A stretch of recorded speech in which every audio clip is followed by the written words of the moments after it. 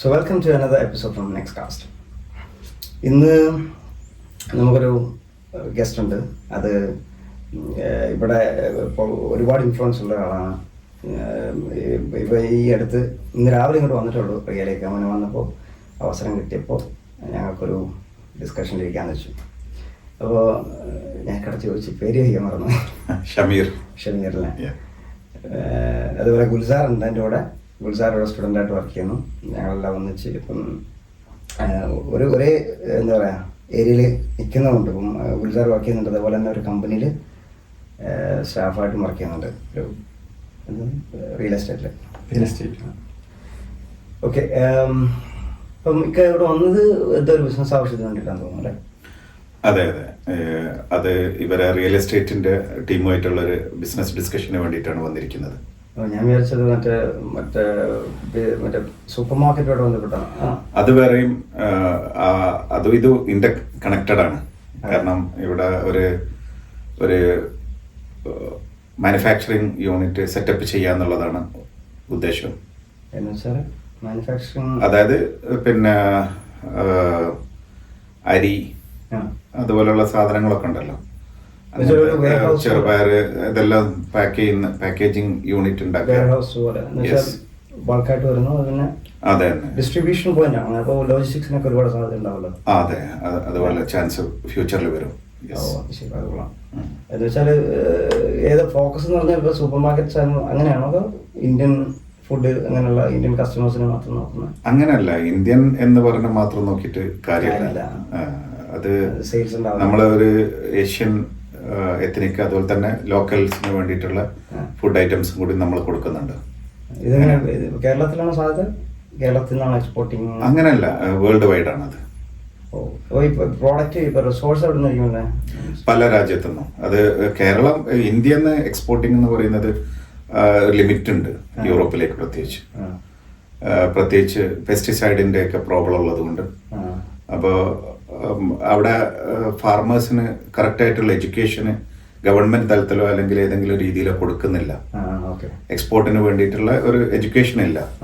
അതേസമയത്ത് വേറെ കൺട്രികള് എഡ്യൂക്കേഷൻ എക്സ്പോർട്ടിന് ആ ഒരു രീതിയിൽ എഡ്യൂക്കേഷൻ കൊടുക്കുന്നുണ്ട്.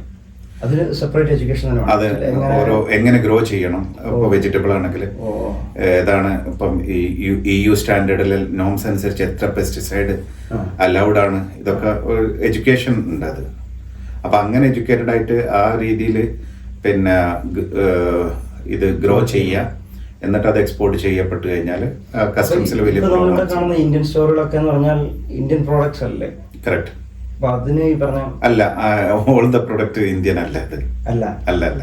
ഈ ഗുജറാത്തി ഒരുപാട് ഷോപ്പുകൾ തന്നെ 4 ഷോപ്പുണ്ട്. പക്ഷെ എനിക്കൊന്ന് ഡിസ്ട്രിബ്യൂഷൻ പോയിന്റ് അവരെല്ലാം തോന്നുന്നു അല്ലേ? അല്ല, അവര് പിന്നെ വേറെ ആളുകളുടെ അടുത്തുനിന്ന് വാങ്ങിയിട്ട് റീറ്റെയിലറുടെ അടുത്തുനിന്ന് അല്ല ഹോൾസെയിലറുടെ അടുത്തുനിന്ന് വാങ്ങിയിട്ട് റീറ്റെയിൽ ചെയ്യാണ്. അപ്പൊ ഇത് എവിടെ പ്രൊഡ്യൂസ് ചെയ്യുന്നത്? മേജർ അതായത് ഓരോരോ പ്രോഡക്റ്റ് ഓരോരോ സീസണിൽ ഓരോരോ സ്ഥലത്താണ് ഗ്രോ ചെയ്യുന്നത്. ഇപ്പോൾ ഉദാഹരണത്തിന് നമ്മൾ പിന്നെ പുട്ടിൻ്റെ കൂടെ നമ്മൾ കടല ഉപയോഗിക്കുന്നില്ല. ഈ കടല പിന്നെ നമ്മുടെ രാജ്യത്ത് ഇപ്പോൾ ഉദാഹരണത്തിന് ആന്ധ്രാപ്രദേശിലൊക്കെ നന്നായിട്ടുണ്ടാകുന്നുണ്ട്, നല്ല ടേസ്റ്റാണ്.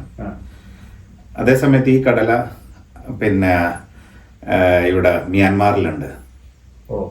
അപ്പോൾ മ്യാൻമാറിൽ വില കുറയുന്ന സമയത്ത് അവിടുന്ന് പിന്നെ ഹോൾസെയിലേഴ്സ് വാങ്ങും, ബൾക്കായിട്ട് വാങ്ങിയിട്ട് പാക്ക് ചെയ്യും. അത് ഒരു വലിയൊരു വാസ്റ്റ് സബ്ജക്റ്റ് ആണത്. ഓക്കെ. അല്ല, ഞാൻ പറഞ്ഞത് എനിക്കൊന്നും മറ്റേ ബനാന, കപ്പ അതെല്ലാം ആഫ്രിക്കൻ കൺട്രീസ് ആണെന്ന് തോന്നുന്നു. കപ്പ വരുന്നത് ബനാനയും അതൊക്കെ കോസ്റ്റോറിക്കാണ്.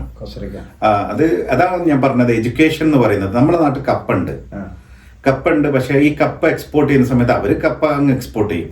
അതേസമയത്ത് ആ കപ്പയെ പിന്നെ ഒരു പ്രത്യേക രീതിയിൽ അതിനെ ഇത് ചെയ്താൽ, അതായത് അതിനെന്താ പറയാ, വാക്യൂം അല്ല, അതിന്റെ മുകളിൽ ഒരു പേസ്റ്റ് അടിക്കും, വാക്സ് പോലെ. വാക്സ് ആണ് അത്. വാക്സ് മറ്റേ അത് മെഴുകുതിരിയില്ലേ, മെഴുകുതിരി മെഴുകാണത്. അല്ല, അത് നിർബന്ധം EU സ്റ്റാൻഡേർഡ് വെച്ചിട്ടാണ് അതാണ് അതിന്റെ പിന്നെ ലെങ്ത് ലൈഫിൽ കിട്ടുന്നത്. ഓ, അതെ, ശരി. അത് പുറമേ ഉള്ളൂ. അല്ലേ? അത് പുറമേ ഉള്ളൂ. അത് ഒഴിവാക്കി കഴിഞ്ഞാൽ അത് പ്രശ്നമല്ല.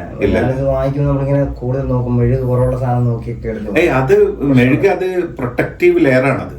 ഇപ്പൊ ആപ്പിളിലും അങ്ങനെ, ആപ്പിളിൽ അതുണ്ട്. അത് എഡിബിൾ ആണ്, ഇത് എഡിബിൾ അല്ല. ഓ, അപ്പൊ ആപ്പിളിൽ കുഴപ്പമില്ലെന്ന് പറഞ്ഞ. അത് എഡിബിൾ ആണ്.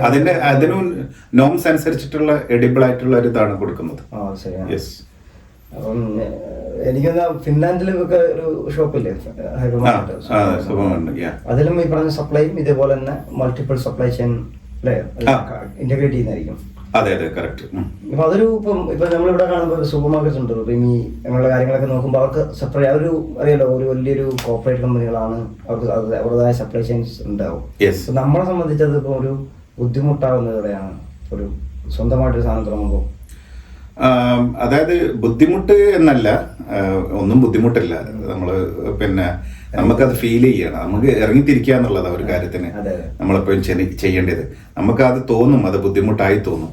അത് ഗ്രാജുവലി അത് പിന്നെ നമ്മൾ ബുദ്ധിമുട്ട് എന്നുള്ളത് വളരെ ഈസി ആയിട്ട് മാറും. അത് ശരിക്കും ഒരു പ്രൊഡക്റ്റ് ഇപ്പം നമുക്ക് അവൈലബിലിറ്റി വേണം. എനിക്ക് ജാക്ക് ഫ്രൂട്ട് വേണമെന്ന് കരുതും. അപ്പോൾ ജാക്ക് ഫ്രൂട്ട് ഞാൻ വന്ന സമയത്ത് 18 യൂറോ 20 യൂറോ ഒക്കെ ജാക്ക് ഫ്രൂട്ട് വെക്കുന്നത്.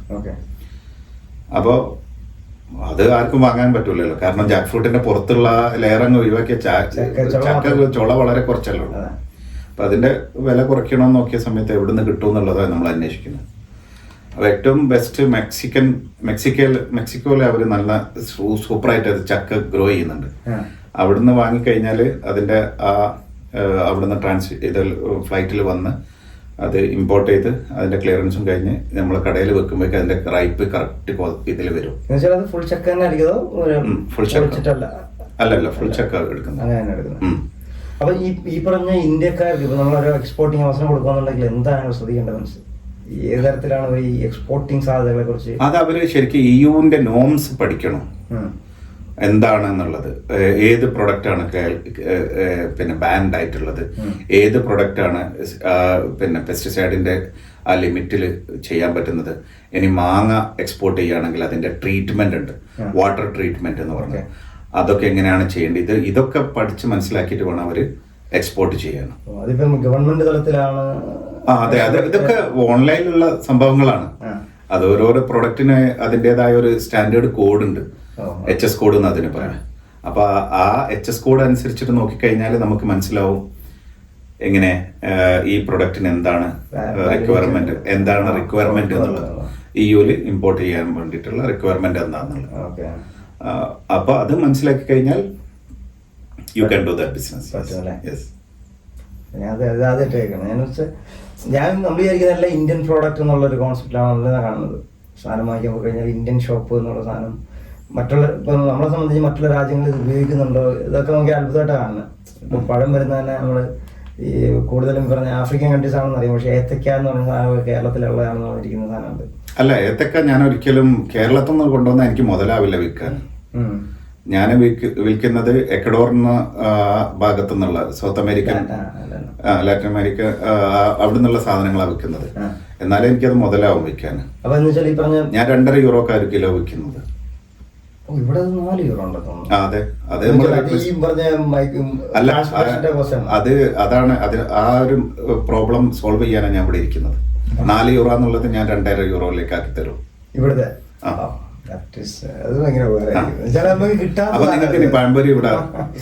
കിട്ടുന്നില്ല. ഞങ്ങള് നോമ്പിനൊക്കെ എന്ന് പറഞ്ഞാല് റോബസ്റ്റ പഴം എടുത്തിട്ടാണ് നമ്മള് പഴംപൊരി ഉണ്ടാക്കുക. അതിന് സൊല്യൂഷൻ ഞാൻ ഉണ്ടാക്കി തരും. അത് നോക്കിയോ പോരെ. ആഫ്രിക്കൻ ഷോപ്പ് ഉണ്ടെന്ന് തോന്നുന്നു. നമ്മുടെ ഇവിടെ അല്ലേ, പുറത്തേക്കല്ലേ? അതെ അതെ അതെ, അവിടെ കിട്ടുന്നത് അവിടെ ഉണ്ട്. മറ്റേ ലൈംസിൽ ഞാൻ ചോദിച്ചപ്പോൾ പറഞ്ഞാൽ അവിടെ നിന്നാണ് എടുക്കുന്നത്. അത് പിന്നെ ഫിൻലാൻഡില് 25 മുതൽ 30 യൂറോ ആയിരുന്നു ഗ്രീൻ ചില്ലി വിറ്റിരുന്നത് 17 കൊല്ലം മുൻപാ. അതിന്റെ വില കുറച്ച ആള് ഞാനാ. ഓ, അതെവിടുന്നായിരുന്നു അങ്ങനെ? അതായത് ആ സമയത്ത് 1, 2, 3 കട മാത്രമേ ഉള്ളൂ. പിന്നെ ഞങ്ങള് വെജിറ്റബിൾ ഇമ്പോർട്ട് ചെയ്യാൻ തുടങ്ങി. ഞാൻ എൻ്റെ ഒരു സുഹൃത്തും ഞങ്ങൾ രണ്ടുപേരും പിന്നെ നോക്കിയയിൽ വർക്ക് ചെയ്തിരുന്ന ആളാണ്. അതെ, നമുക്ക് അത് നോക്കണ്ടേ. അതായത് ഇപ്പൊ നമ്മൾ ബിസിനസ്, ഞാൻ ആദ്യം വന്നപ്പോൾ എൻ്റെ അടുത്ത് പറഞ്ഞത് ഡേറ്റാ വെയർഹൗസിന്റെ ഒരു കാര്യം പറഞ്ഞു. അതെ, IT ട്രെയിനർ ആണെന്ന് പറഞ്ഞു. അത് ഇന്ത്യയിൽ ട്രെയിനർ ആയിരുന്നു. യെസ്, ഇന്ത്യയിൽ. അപ്പൊ നാൾ വഴി ഇപ്പൊ എങ്ങനെ ഫിൻലാൻഡിലേക്ക് എത്തിയത്?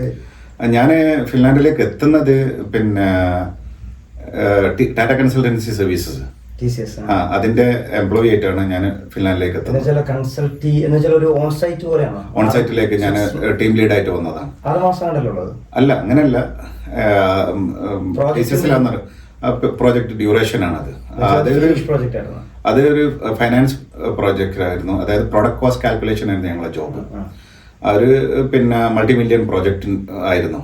അതിലെ ഒരു ഭാഗം അതായത് എക്സ്ട്രാക്ഷൻ എന്ന് ഡാറ്റ എക്സ്ട്രാക്ട് ചെയ്തിട്ട് ഒരു പിന്നെ വെയർ ഹൗസിംഗിന്റെ ഇതിലേക്ക് എത്തിച്ചു കൊടുക്കുന്ന ജോലിയായിരുന്നു എന്റെ ടീമിന്റെ. ഡാറ്റ എഞ്ചിനീയറിംഗ് ഡാറ്റ എഞ്ചിനീയറിംഗ്, അതായത് ഇപ്പോഴത്തെ മോഡലിൽ പറയുന്ന സമയത്ത് ഡാറ്റ എഞ്ചിനീയറിംഗ്, ഡാറ്റ ഡംപ് ചെയ്യാം. അതായത് പിന്നെ അമേരിക്കയിൽ ഉണ്ടാവും ഡേറ്റ, ചൈനയിൽ ഉണ്ടാവും ഡേറ്റ, ഇന്ത്യയിൽ ഉണ്ടാവും ഡേറ്റ, ആഫ്രിക്കയിൽ ഉണ്ടാവും ഡേറ്റ. ഇതിനെല്ലാത്തിനും അവർക്ക് ഡിഫറെന്റ് ഡേറ്റ സെന്റർ ആയിരിക്കും. അതിനെ ഒരു പിന്നെ അവര് ആ ഒരു ETL എന്ന് പറഞ്ഞ ടൂൾ ഉപയോഗിച്ചിട്ട് അതിനെ എക്സ്ട്രാക്ട് ചെയ്തിട്ട് ഇതിനെ ഒരു സെൻട്രലൈസ്ഡ് ഡാറ്റ വെയർ ഹൗസിലേക്ക് റെപ്പോസിറ്ററി അതിലേക്ക് കൊണ്ടുവെക്കും. അതിനൊരു പിന്നെ അതിന് ഡാറ്റാബേസിന്റെ മോഡൽ സ്ട്രക്ചർ വ്യത്യാസം ഉണ്ടാവും. നോർമലി പിന്നെ ഓരോ സിസ്റ്റത്തിലും 3rd നോർമൽ ഫോം 3NF ഉണ്ടാവുക. ഇതിനെ ഒരു ഡീനോർമലൈസ്ഡ് സ്ട്രക്ചറിലേക്ക് മാറ്റും. അപ്പൊ എന്താണെന്ന് പറഞ്ഞാൽ ക്വറീന്റെ ഫാസ്റ്റർ ആവും. ഡേറ്റ നമ്മൾ ഒരു ഇൻപുട്ട് കൊടുത്ത് ഇന്ന ഡേറ്റ കിട്ടണം നോക്കുന്ന സമയത്ത് ഇതിന് സോ ഫാസ്റ്റ് ആയിട്ട് നമുക്ക് ഡേറ്റ റിട്രൈവ് ചെയ്യാൻ പറ്റും. അതെ ഇൻഡെക്സിംഗ് ഒക്കെ അതൊക്കെ ഫാസ്റ്റ് ആയിട്ട് വരും. അപ്പോൾ അത്രയും പവർഫുൾ ആയിട്ടുള്ള ഡാറ്റാബേസ് ആയിരിക്കും. സോ ഹ്യൂജ് ഡാറ്റാബേസ് ആയിരിക്കും. ബിക്കോസ് എൻ്റെ എന്റർപ്രൈസിന്റെ ഡേറ്റ ആണ് ഇതിലേക്ക് ഡംപ് ചെയ്യുന്നത്. അപ്പോൾ പിന്നെ ഡിസിഷൻ മേക്കേഴ്സിനാണ് നമ്മൾ വർക്ക് ചെയ്യുന്നത്. അവരെ തീരുമാനങ്ങൾ ഫാസ്റ്റർ ആക്കാനും അതിന്റെ വ്യൂ ബെറ്റർ വ്യൂ ഉണ്ടാക്കി കൊടുക്കാനാണ് ഡേറ്റ വിഷ്വലൈസേഷൻ. യെസ്, ആ ഒരു കാര്യമായിരുന്നു നമ്മൾ. അല്ലല്ല, അത് അന്ന് ഞങ്ങൾ ഉപയോഗിച്ചിരുന്നത് ഡാറ്റ സ്റ്റേജ്, ഡാറ്റ ഇൻഫർമാറ്റിക്ക ഇതുപോലുള്ള. ഇപ്പോഴും ഇൻഫർമാറ്റിക്ക ഡാറ്റ സ്റ്റേജ് ഒക്കെ ഇപ്പോഴും ഉണ്ട്. ആണ് അത് ആ ഏരിയയിലുള്ള ആളുകൾക്ക് അതറിയാം. ഞാൻ സാധാരണ പഠിപ്പിക്കുമ്പോൾ ഹഡൂപ്പ് എടുക്കുന്നത് എനിക്ക് ഓപ്പൺ സോഴ്സ് ആയതുകൊണ്ട് അത് ഓപ്പൺ അത് ഹഡൂപ്പ് ഒക്കെ ഇപ്പൊ റീസെന്റ് വന്നതാണ്. അതായത് ഡാറ്റ എഞ്ചിനീയറിംഗ് വന്നതിന് ശേഷമാണ് ഹഡൂപ്പ്, പിന്നെ അതുപോലെ തന്നെ ഇതൊക്കെ ഒത്തിരി പുതിയ ടൂളുകൾ വന്നിട്ടുണ്ട്. പക്ഷെ അതിന്റെ മുൻപ്, അതായത് ഞാനൊക്കെ പിന്നെ 2003 2004 ഡാറ്റ വെയർ ഹൗസിംഗ് പഠിക്കുന്ന സമയത്ത് ഇൻഫർമാറ്റിക്കിന്റെ 3.1 എന്ന് പറഞ്ഞാൽ അതൊന്നും നിങ്ങൾക്ക് ഇമാജിൻ ചെയ്യാൻ പറ്റൂല അതെങ്ങനെയായിരുന്നു എന്നുള്ളത്. അത്രയും വെർഷനിൽ നിന്ന്, അത്രയും ലോ വെർഷനിൽ നിന്ന് നമ്മൾ ഇങ്ങനെ വന്ന് 8.1 9.1 വരെ ഞാൻ വർക്ക് ചെയ്തിട്ടുണ്ട്. അതെനിക്കൊന്ന് കുറച്ചുകൂടെ കൺട്രോൾ വരുന്ന സാധനമാണ് തോന്നുന്നില്ലേ, ലോവർ ലെവലുള്ള ഒരു വർക്ക് എന്ന് വെച്ചാൽ. അല്ല, ഇപ്പോഴത്തെ കാലത്തെ ടൂളുകൾ എന്ന് പറഞ്ഞാൽ ഹൈ ലെവലാണ്. അതായത് ഇപ്പോഴത്തെ എന്ന് പറഞ്ഞാൽ സൊഫിസ്റ്റിക്കേറ്റഡ് ആണ്, ഹൈ ലെവൽ എന്ന് പറയാം. അതായത് ഡെവലപ്പർ ഫ്രണ്ട്ലി ആണ്.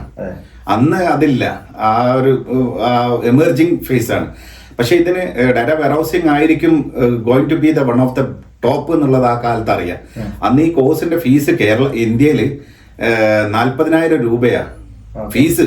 അതായത് ഞങ്ങള് പിന്നെ MCA പഠിച്ചതിന് ശേഷമുള്ള ഒരു ഇൻവെസ്റ്റ്മെന്റാണ്.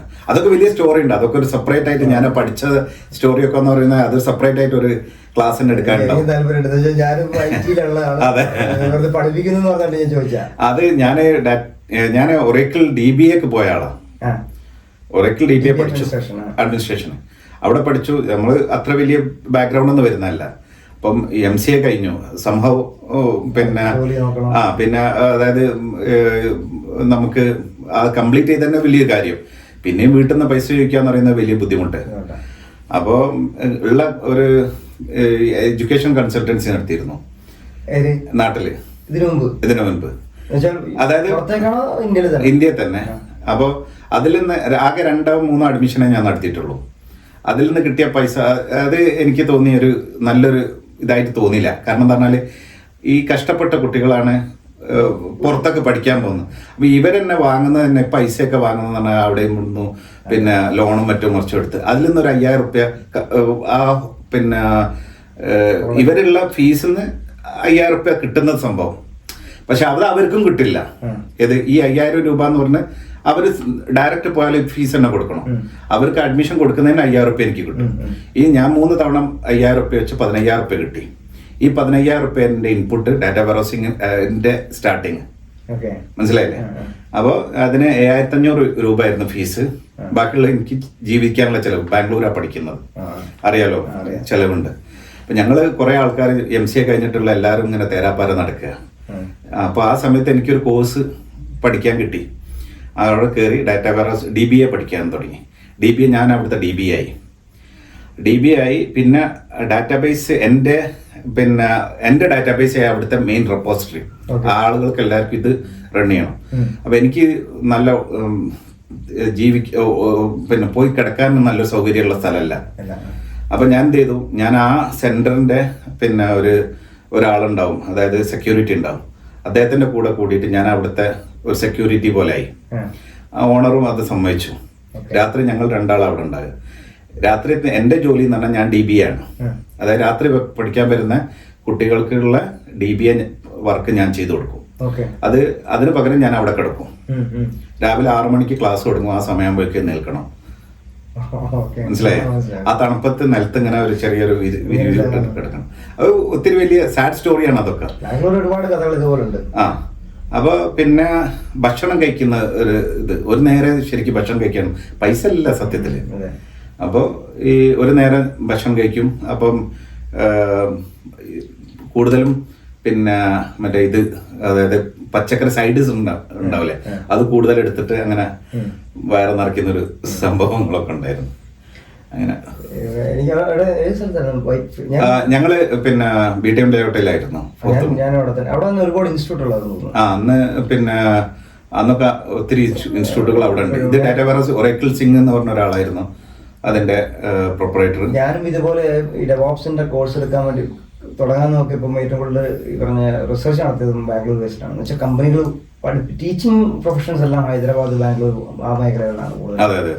ഇപ്പൊ ഞാനും പഠിച്ചത് ഇപ്പം ബാഷ് സ്ക്രിപ്റ്റിംഗ്, ലിനക്സിന്റെ ബാഷ് സ്ക്രിപ്റ്റിംഗ് പഠിച്ചത് BTM-ലാണ്. ഞാൻ വൈറ്റ് വർക്ക് ചെയ്ത് വന്ന് വീക്ക്ലി 10 ദിവസം ക്ലാസ് ഉണ്ട്. പിന്നെ ഞാൻ പഠിച്ച് DBA പഠിച്ചതിന് ശേഷം ഒരാള് ദുബായിൽ നിന്ന് വന്നു. അപ്പൊ എന്നോട് അവര് ചോദിച്ചു, പിന്നെ ദുബായ് നിങ്ങളെ എയിം എന്താണ്? അപ്പൊ നമുക്ക് കാണാൻ പറ്റുന്ന ഡ്രീം എന്ന് പറയുന്നത് ദുബായ് ആണ്. അപ്പൊ ദുബായിലേക്ക് പോകണം. എന്തായിട്ടാ പോകുന്നത്? DBA. ഞാൻ അവിടുന്ന് DBA ആയിട്ട് തിരിച്ചു വന്നതാണ്. നിങ്ങൾ എന്തിനാ DBA പഠിക്കുന്നതെന്ന് വെച്ചു. അപ്പൊ ഞാൻ അയ്യോ ഇനിയിപ്പോ എന്താ ചെയ്യാ? അപ്പോൾ പുള്ളി പറഞ്ഞു ഡാറ്റ വെയർഹൗസിംഗ് പഠിച്ചൂടെ എന്ന് വെച്ചു. അപ്പം ഞാൻ പറഞ്ഞ 30,000 റുപ്യ എൻ്റെ അടുത്തില്ല എന്ന് പറഞ്ഞു. അപ്പോൾ എന്നോട് പറഞ്ഞു, പുള്ളി ഞങ്ങൾ പരിചയപ്പെട്ടു. അദ്ദേഹം പഠിക്കാൻ തുടങ്ങി. അദ്ദേഹം രാത്രിയാണ് ക്ലാസ്സിന് വരിക. അപ്പം എന്നോട് പറഞ്ഞു, നിങ്ങളെ കയ്യിൽ ഒരു പവർഫുൾ ആയിട്ടുള്ള ഒരു ഇതുണ്ട്, നിങ്ങളെ അഡ്മിനിസ്ട്രേറ്ററാണ്, നിങ്ങൾ റെപ്പോസിറ്ററി ഡൗൺ ആക്കി. അപ്പോൾ പിള്ളേരോട് പറയാ, ഒരു എഗ്രിമെൻ്റ് ഉണ്ടാക്കുക, നിങ്ങൾ കൂടെ ആ ഡാറ്റ വെയർഹൗസിംഗ് പഠിക്കും, ആ സമയത്ത് റെപ്പോസിറ്ററി അപ്പാവും, അവർ എന്നെ പഠിപ്പിക്കുക. എൻ്റെ സ്റ്റുഡൻറ് അവിടെ വന്നിരുന്ന് രാത്രി വരുന്ന സ്റ്റുഡൻസിന്റെ കൂടെ ഞാൻ പിന്നെ ഈ ഡാറ്റ വെയർഹൗസിംഗ് അവരെ കൂടെ ഇരുന്ന് പഠിക്കുക. പിന്നെ എൻ്റെ ഒരു സുഹൃത്തുണ്ട്, ശ്രീകുമാർ എന്ന് പറഞ്ഞ, ഇപ്പോൾ US-ലാണ്. അപ്പോൾ പുള്ളി എന്നോട്, അവന് എൻ്റെ ബുദ്ധിമുട്ട് മനസ്സിലായി. പിന്നെ അവനാണ് എന്നെ അവൻ്റെ റൂമിലേക്ക് കൊണ്ടുവന്നത്. എന്നിട്ട് അവിടെ വെച്ചിട്ട് ഞങ്ങളെല്ലാവരും ഇരുന്നിട്ട് പഠിക്കുക. അവരും സ്റ്റുഡൻസാണ്, ഇത് ETL പഠിച്ചുകൊണ്ടിരിക്കുന്ന. പിന്നെ അവിടെ ഇൻ്റർവ്യൂവും മോക്ക് ഇൻ്റർവ്യൂസ്, പിന്നെ ട്രെയിനിങ്, പിന്നെ അതുപോലെ തന്നെ ഇൻ്റർവ്യൂ അറ്റൻഡ് ചെയ്യൽ, അങ്ങനെയൊക്കെ ആയി. അന്നും കറക്റ്റായിട്ട് നല്ല ഇംഗ്ലീഷ് ആക്സെൻ്റ് ഇല്ല, ഇംഗ്ലീഷ് അറിയേയില്ല. സാധാ LP സ്കൂൾ, നമ്മൾ ഗവൺമെൻറ് സ്കൂളിൽ പഠിച്ചതാണല്ലോ. അപ്പോൾ ഇംഗ്ലീഷും നന്നായിട്ട് ഫ്ലുവൻ്റ് അല്ലാത്തതിൻ്റെ കാരണത്താൽ അവൻ എന്നോട് പറഞ്ഞു, നീ ഒരു കാര്യം ചെയ്യും, നീ ഒരു ട്രെയിനറാണ്, നിനക്ക് അതിനുള്ള കപ്പാസിറ്റി ഉണ്ടെന്ന് പറഞ്ഞു. അങ്ങനെ STG ഇന്റർനാഷണൽ എന്ന് പറഞ്ഞ ഒരു സ്ഥാപനമുണ്ട് ബാംഗ്ലൂർ. അപ്പോൾ അവൻ്റെ ആ പ്രേരണയിലാണ് ഞാൻ STG ഇന്റർനാഷണലിൽ പഠിപ്പിക്കാൻ കയറുന്നത്. അപ്പോൾ പഠിപ്പിക്കുന്നത് എന്ന് പറഞ്ഞാൽ 2 അമേരിക്കക്കാർ വന്നിട്ടുണ്ട് പഠിക്കാൻ വേണ്ടിയിട്ട്. പിന്നെ കുറച്ച് ലോക്കൽ അവിടെ ഇന്ത്യയിൽ പഠിക്കാൻ വേണ്ടി. ഫീസിന്റെ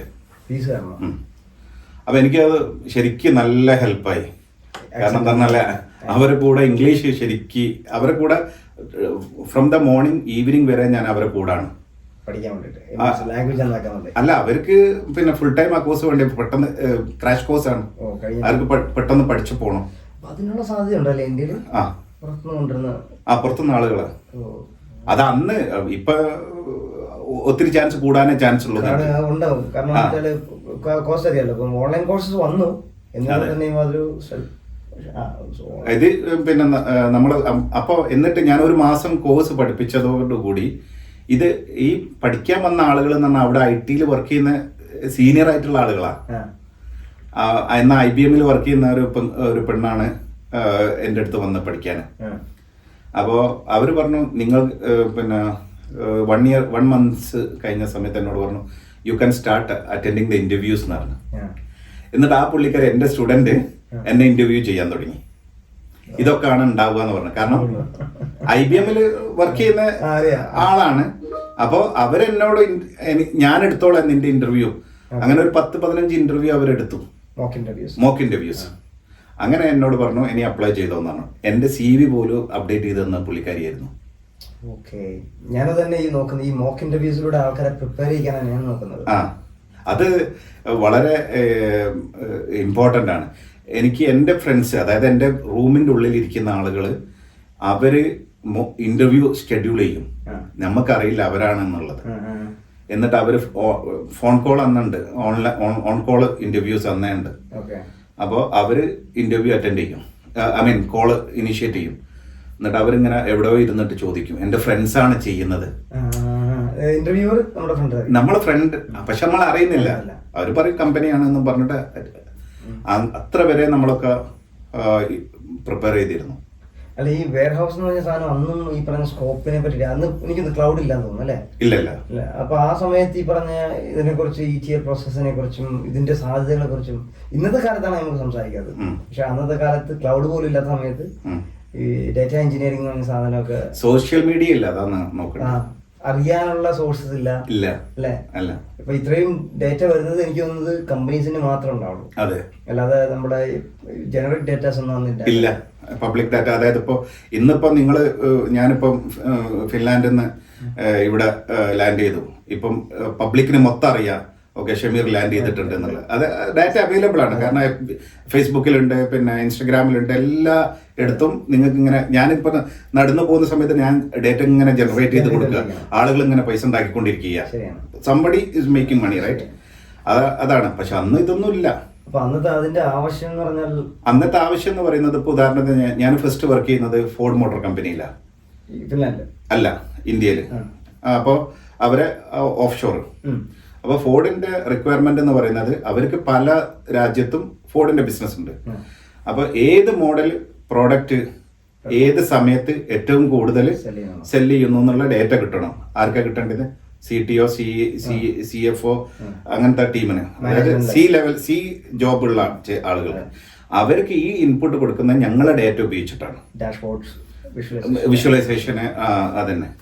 അപ്പൊ ആ സംഭവങ്ങൾ ഏത് മാർക്കറ്റിൽ എത്ര പ്രോഡക്റ്റ് വിറ്റു, അപ്പൊ ഏത് ക്യാമ്പയിൻ ഉപയോഗിച്ചിട്ടാണ് ഇത് ഇത്രയും വിൽക്കാൻ പറ്റിയത്, ഇതൊക്കെ നമ്മളെ ഡാറ്റയിലൂടെ ആൻസർ ചെയ്യാൻ പറ്റും. അത് അന്നത്തെ കാലത്ത്. അപ്പോൾ എനിക്ക് തോന്നുന്നത് ഈ ഒരു കോൺസെപ്റ്റ് എന്ന് പറഞ്ഞ സാധനം പണ്ട് മുതലേ ഉണ്ട്. പക്ഷെ അത് റിയാലിറ്റിയിൽ എത്തുന്നത് ഇന്നത്തെ കാലത്ത് സാധാരണക്കാരിലേക്ക് എത്തുന്നതിന്റെ കാരണം എന്ന് വെച്ചാൽ എനിക്ക് തോന്നുന്നത് ഡേറ്റ അത്രമാത്രം ജനറേറ്റ് ചെയ്ത് കമ്പനി ഡേറ്റ അല്ലാതെ നമ്മുടെ സോഷ്യൽ മീഡിയ ആയാലും നമ്മുടെ ഡെയിലി ലൈഫിൽ ഡേറ്റ ഇങ്ങനെ ഫുട് പ്രിന്റ് ഉണ്ടായിക്കൊണ്ടിരിക്കുകയാണ് അല്ലേ? അതെ. അതായത് ഇപ്പോൾ ഒരു ഫ്ലൈറ്റ് ഇപ്പം ലണ്ടൻ ഹിത്രൂന്ന് JFKയിലേക്ക് എത്തുന്ന സമയത്ത് എത്ര ഡേറ്റ ജനറേറ്റ് ചെയ്യപ്പെടുന്നുണ്ട്? അത് may be terabyte of data ആയിരിക്കും ജനറേറ്റ് ചെയ്യപ്പെടുന്നത്. അപ്പൊ ഈ ഡേറ്റനൊക്കെ ഒരൊറ്റ ഫ്ലൈറ്റിന്റെ ഡേറ്റയാണ്. അപ്പൊ ഡേറ്റന്റെ വോളിയം നിങ്ങളൊന്ന് നോക്കൂ, അതൊക്കെ മണിയാണ്. ഈ ഡേറ്റ മൊത്തം അത് ക്യാഷ് ആണ്. അതായത് അത് വെച്ചിട്ട് റിഫൈൻ ചെയ്യുക, ഡേറ്റനെ റിഫൈൻ ചെയ്തിട്ട് അതിന്റെ പല മോഡലും നമുക്ക് കാണാൻ പറ്റും. അതിന്റെ ഡീപ്പ് ഇൻസൈഡ്, നമ്മൾ ഡേറ്റന്റെ ഇൻസൈഡിലേക്ക് പോയി കഴിഞ്ഞാൽ പല വിഷ്വലൈസേഷനും നമുക്ക് ഉണ്ടാക്കാൻ പറ്റും. റോ ഡേറ്റ എന്ന് പറഞ്ഞാൽ നമുക്ക് പ്രയോജനപ്പെടുന്നില്ല. അതെ, കറക്റ്റ്. അതായത് ഇപ്പം റോ ഡേറ്റ തന്നെ പല മോഡലാണ് ഡേറ്റ ഉണ്ടാവുക അല്ലെ? ചിലപ്പം സ്ട്രക്ചേർഡ് ഫോർമാറ്റ് ഉണ്ടാവും, അൺസ്ട്രക്ചേർഡ് ഫോർമാറ്റ് ഉണ്ടാവും. അങ്ങനെ അതിനെ സ്ട്രക്ചേർഡ് ഫോർമാറ്റിലേക്ക് മാറ്റുന്ന വെബിനാർ എടുക്കുന്ന സമയത്തോട് ചോദിച്ചു, ഡേറ്റയെ കുറിച്ച് പഠിക്കുമ്പോൾ ഞങ്ങൾ IT അറിയാത്ത ആൾക്കാർ എങ്ങനെ പറ്റുമെന്നുള്ളത്. അപ്പൊ ഞാൻ ഇവരോടും പറയാറുണ്ട് എപ്പോഴും, ഡേറ്റ എല്ലാവർക്കും വേണ്ടതാണ്. IT യിലുള്ളവർക്ക് മാത്രമല്ല, ഒരു ലോജിസ്റ്റിക്സിലാണെങ്കിൽ ഏറ്റവും കൂടുതൽ ഡേറ്റ ഉപയോഗിക്കുന്നത് അല്ലെ. അതേപോലെ ബിസിനസ്സിലാണെങ്കിൽ, ഷോപ്പിലാണെങ്കിൽ ഉപയോഗിക്കുന്നുണ്ട്. അതൊക്കെ എന്ന് പറഞ്ഞാൽ നമ്മൾ ഡെയിലി ലൈഫിൽ കാണുന്ന ഒരു സാധനമാണ്. എന്നിട്ട് വേണം നമുക്ക് തീരുമാനം എടുക്കാൻ, എത്ര സ്റ്റോക്ക് എടുത്ത് വെക്കണം, എന്തൊക്കെ കാണണമെന്നുണ്ടെങ്കിൽ അതെ. അതിന് പ്രത്യേകിച്ച് ഇപ്പൊ നമുക്ക് മനുഷ്യന്റെ ഒരു കോഗ്നിറ്റീവ് പവർ ഉണ്ട്. അത് കൂടാതെ നിങ്ങൾക്ക് മനുഷ്യനല്ലാതെ ഒരു സിസ്റ്റത്തിനോട് പറഞ്ഞു കൊടുക്കലാണ് മാത്രമല്ല എന്ന് പറഞ്ഞാൽ ഇപ്പൊ നേതൃത്വ ഡിസിഷൻ മേക്ക് ചെയ്യുന്നത് ഇപ്പോഴും മനുഷ്യൻ തന്നെയാണ്. എന്ത് ചെയ്യണം ട്രിഗർ വരുത്തുന്നത് മാത്രം ചെയ്യുന്നത്. അപ്പൊ അത് ആ ഒരു ഇൻപുട്ട്, ആ ഒരു വ്യൂ നമുക്ക് തരും. അതിനെ വെച്ചിട്ട് ഡിസിഷൻ എടുക്കേണ്ട കാരണം മെഷീൻ പറ്റത്തില്ല. അപ്പൊ നമുക്ക് ആ ഡിസിഷനിലേക്ക് എത്തണമെങ്കിൽ എന്താണ് ആ ഒരു ബൂളിയൻ വാല്യൂ, അല്ലെന്നുണ്ടെങ്കിൽ ഏതുതരം ഡേറ്റ വെച്ചിട്ട് ഇങ്ങോട്ട് എത്തിക്കാം. അപ്പൊ നമ്മൾ വെറുതെ ആവശ്യമില്ലാത്ത കോൺടാക്ട് ഡേറ്റ വെച്ചിട്ട് ചെയ്തിട്ടില്ല. ഷോപ്പിന്റെ കാര്യത്തിലാണെങ്കിൽ പർച്ചേസ് ഡേറ്റ തന്നെ വേണം. അതെ. അപ്പൊ ഇപ്പൊ കൂടുതൽ ആൾക്കാരും പറഞ്ഞ ഡേറ്റയെ കുറിച്ച് കൺഫ്യൂഷൻ എന്ന് പറഞ്ഞാൽ ഒന്ന് IT ആണെന്ന് പറഞ്ഞിരിക്കുന്നത് പ്രധാനമായിട്ടും. പണ്ട് കാലത്ത് ബുക്കിൽ എഴുതിയിരുന്ന സാധനം സിസ്റ്റത്തിലേക്ക് മാറ്റി. അപ്പൊ ആ ഒരു കമ്പ്യൂട്ടർ ലിറ്ററസി ഉണ്ട്, ഇപ്പൊ ഓൾറെഡി ഉണ്ട്. ഇനി എനിക്ക് തോന്നുന്നില്ല ഡേറ്റ ലിറ്ററസി ആണ് വേണ്ടത് അല്ലേ. അതാണ് നിർബന്ധമായിട്ടും. നമ്മൾ ആരാന്നുള്ളത് ആദ്യം നമ്മൾ മനസ്സിലാക്കണം. നമ്മളിപ്പോ ഒരു ഫോണും പിടിച്ച് നടക്കാന്ന് പറയുന്നത് നിങ്ങൾ പിന്നെ പല ആളുകളെയും നിങ്ങൾ അറിയാതെ പണക്കാരാവാൻ വേണ്ടി സഹായിക്കുന്നുണ്ട് അല്ലേ. അപ്പൊ ഉദാഹരണത്തിന് ഇപ്പൊ ഫേസ്ബുക്ക് എടുത്തിട്ട് നമ്മൾ ഇങ്ങനെ സ്ക്രോൾ ചെയ്ത് ഇങ്ങനെ നോക്കുന്നു, കറക്റ്റ്. പല ആളുകളും ക്രിയേറ്റ് ചെയ്ത വീഡിയോസ് ആയിരിക്കും നമ്മളത് കാണുന്നുണ്ട്. അതിലൊരു ആഡ് വരുന്നു. ആ ആഡിന്റെ ആള് ഫേസ്ബുക്കിന് പൈസ കൊടുക്കുന്നു, ആ ഫേസ്ബുക്ക് എടുത്തിട്ട് ഇവർക്ക് പൈസ കൊടുക്കുന്നു. ഇങ്ങനെ ഒരു ട്രാൻസാക്ഷൻ നടക്കുന്നുണ്ട്. പക്ഷെ ഈ ആരാണ് ഇത് ട്രിഗർ ചെയ്യുന്ന? ഇത് യൂസറാണ്. പക്ഷെ അവർക്കൊന്നും കിട്ടുന്നില്ല.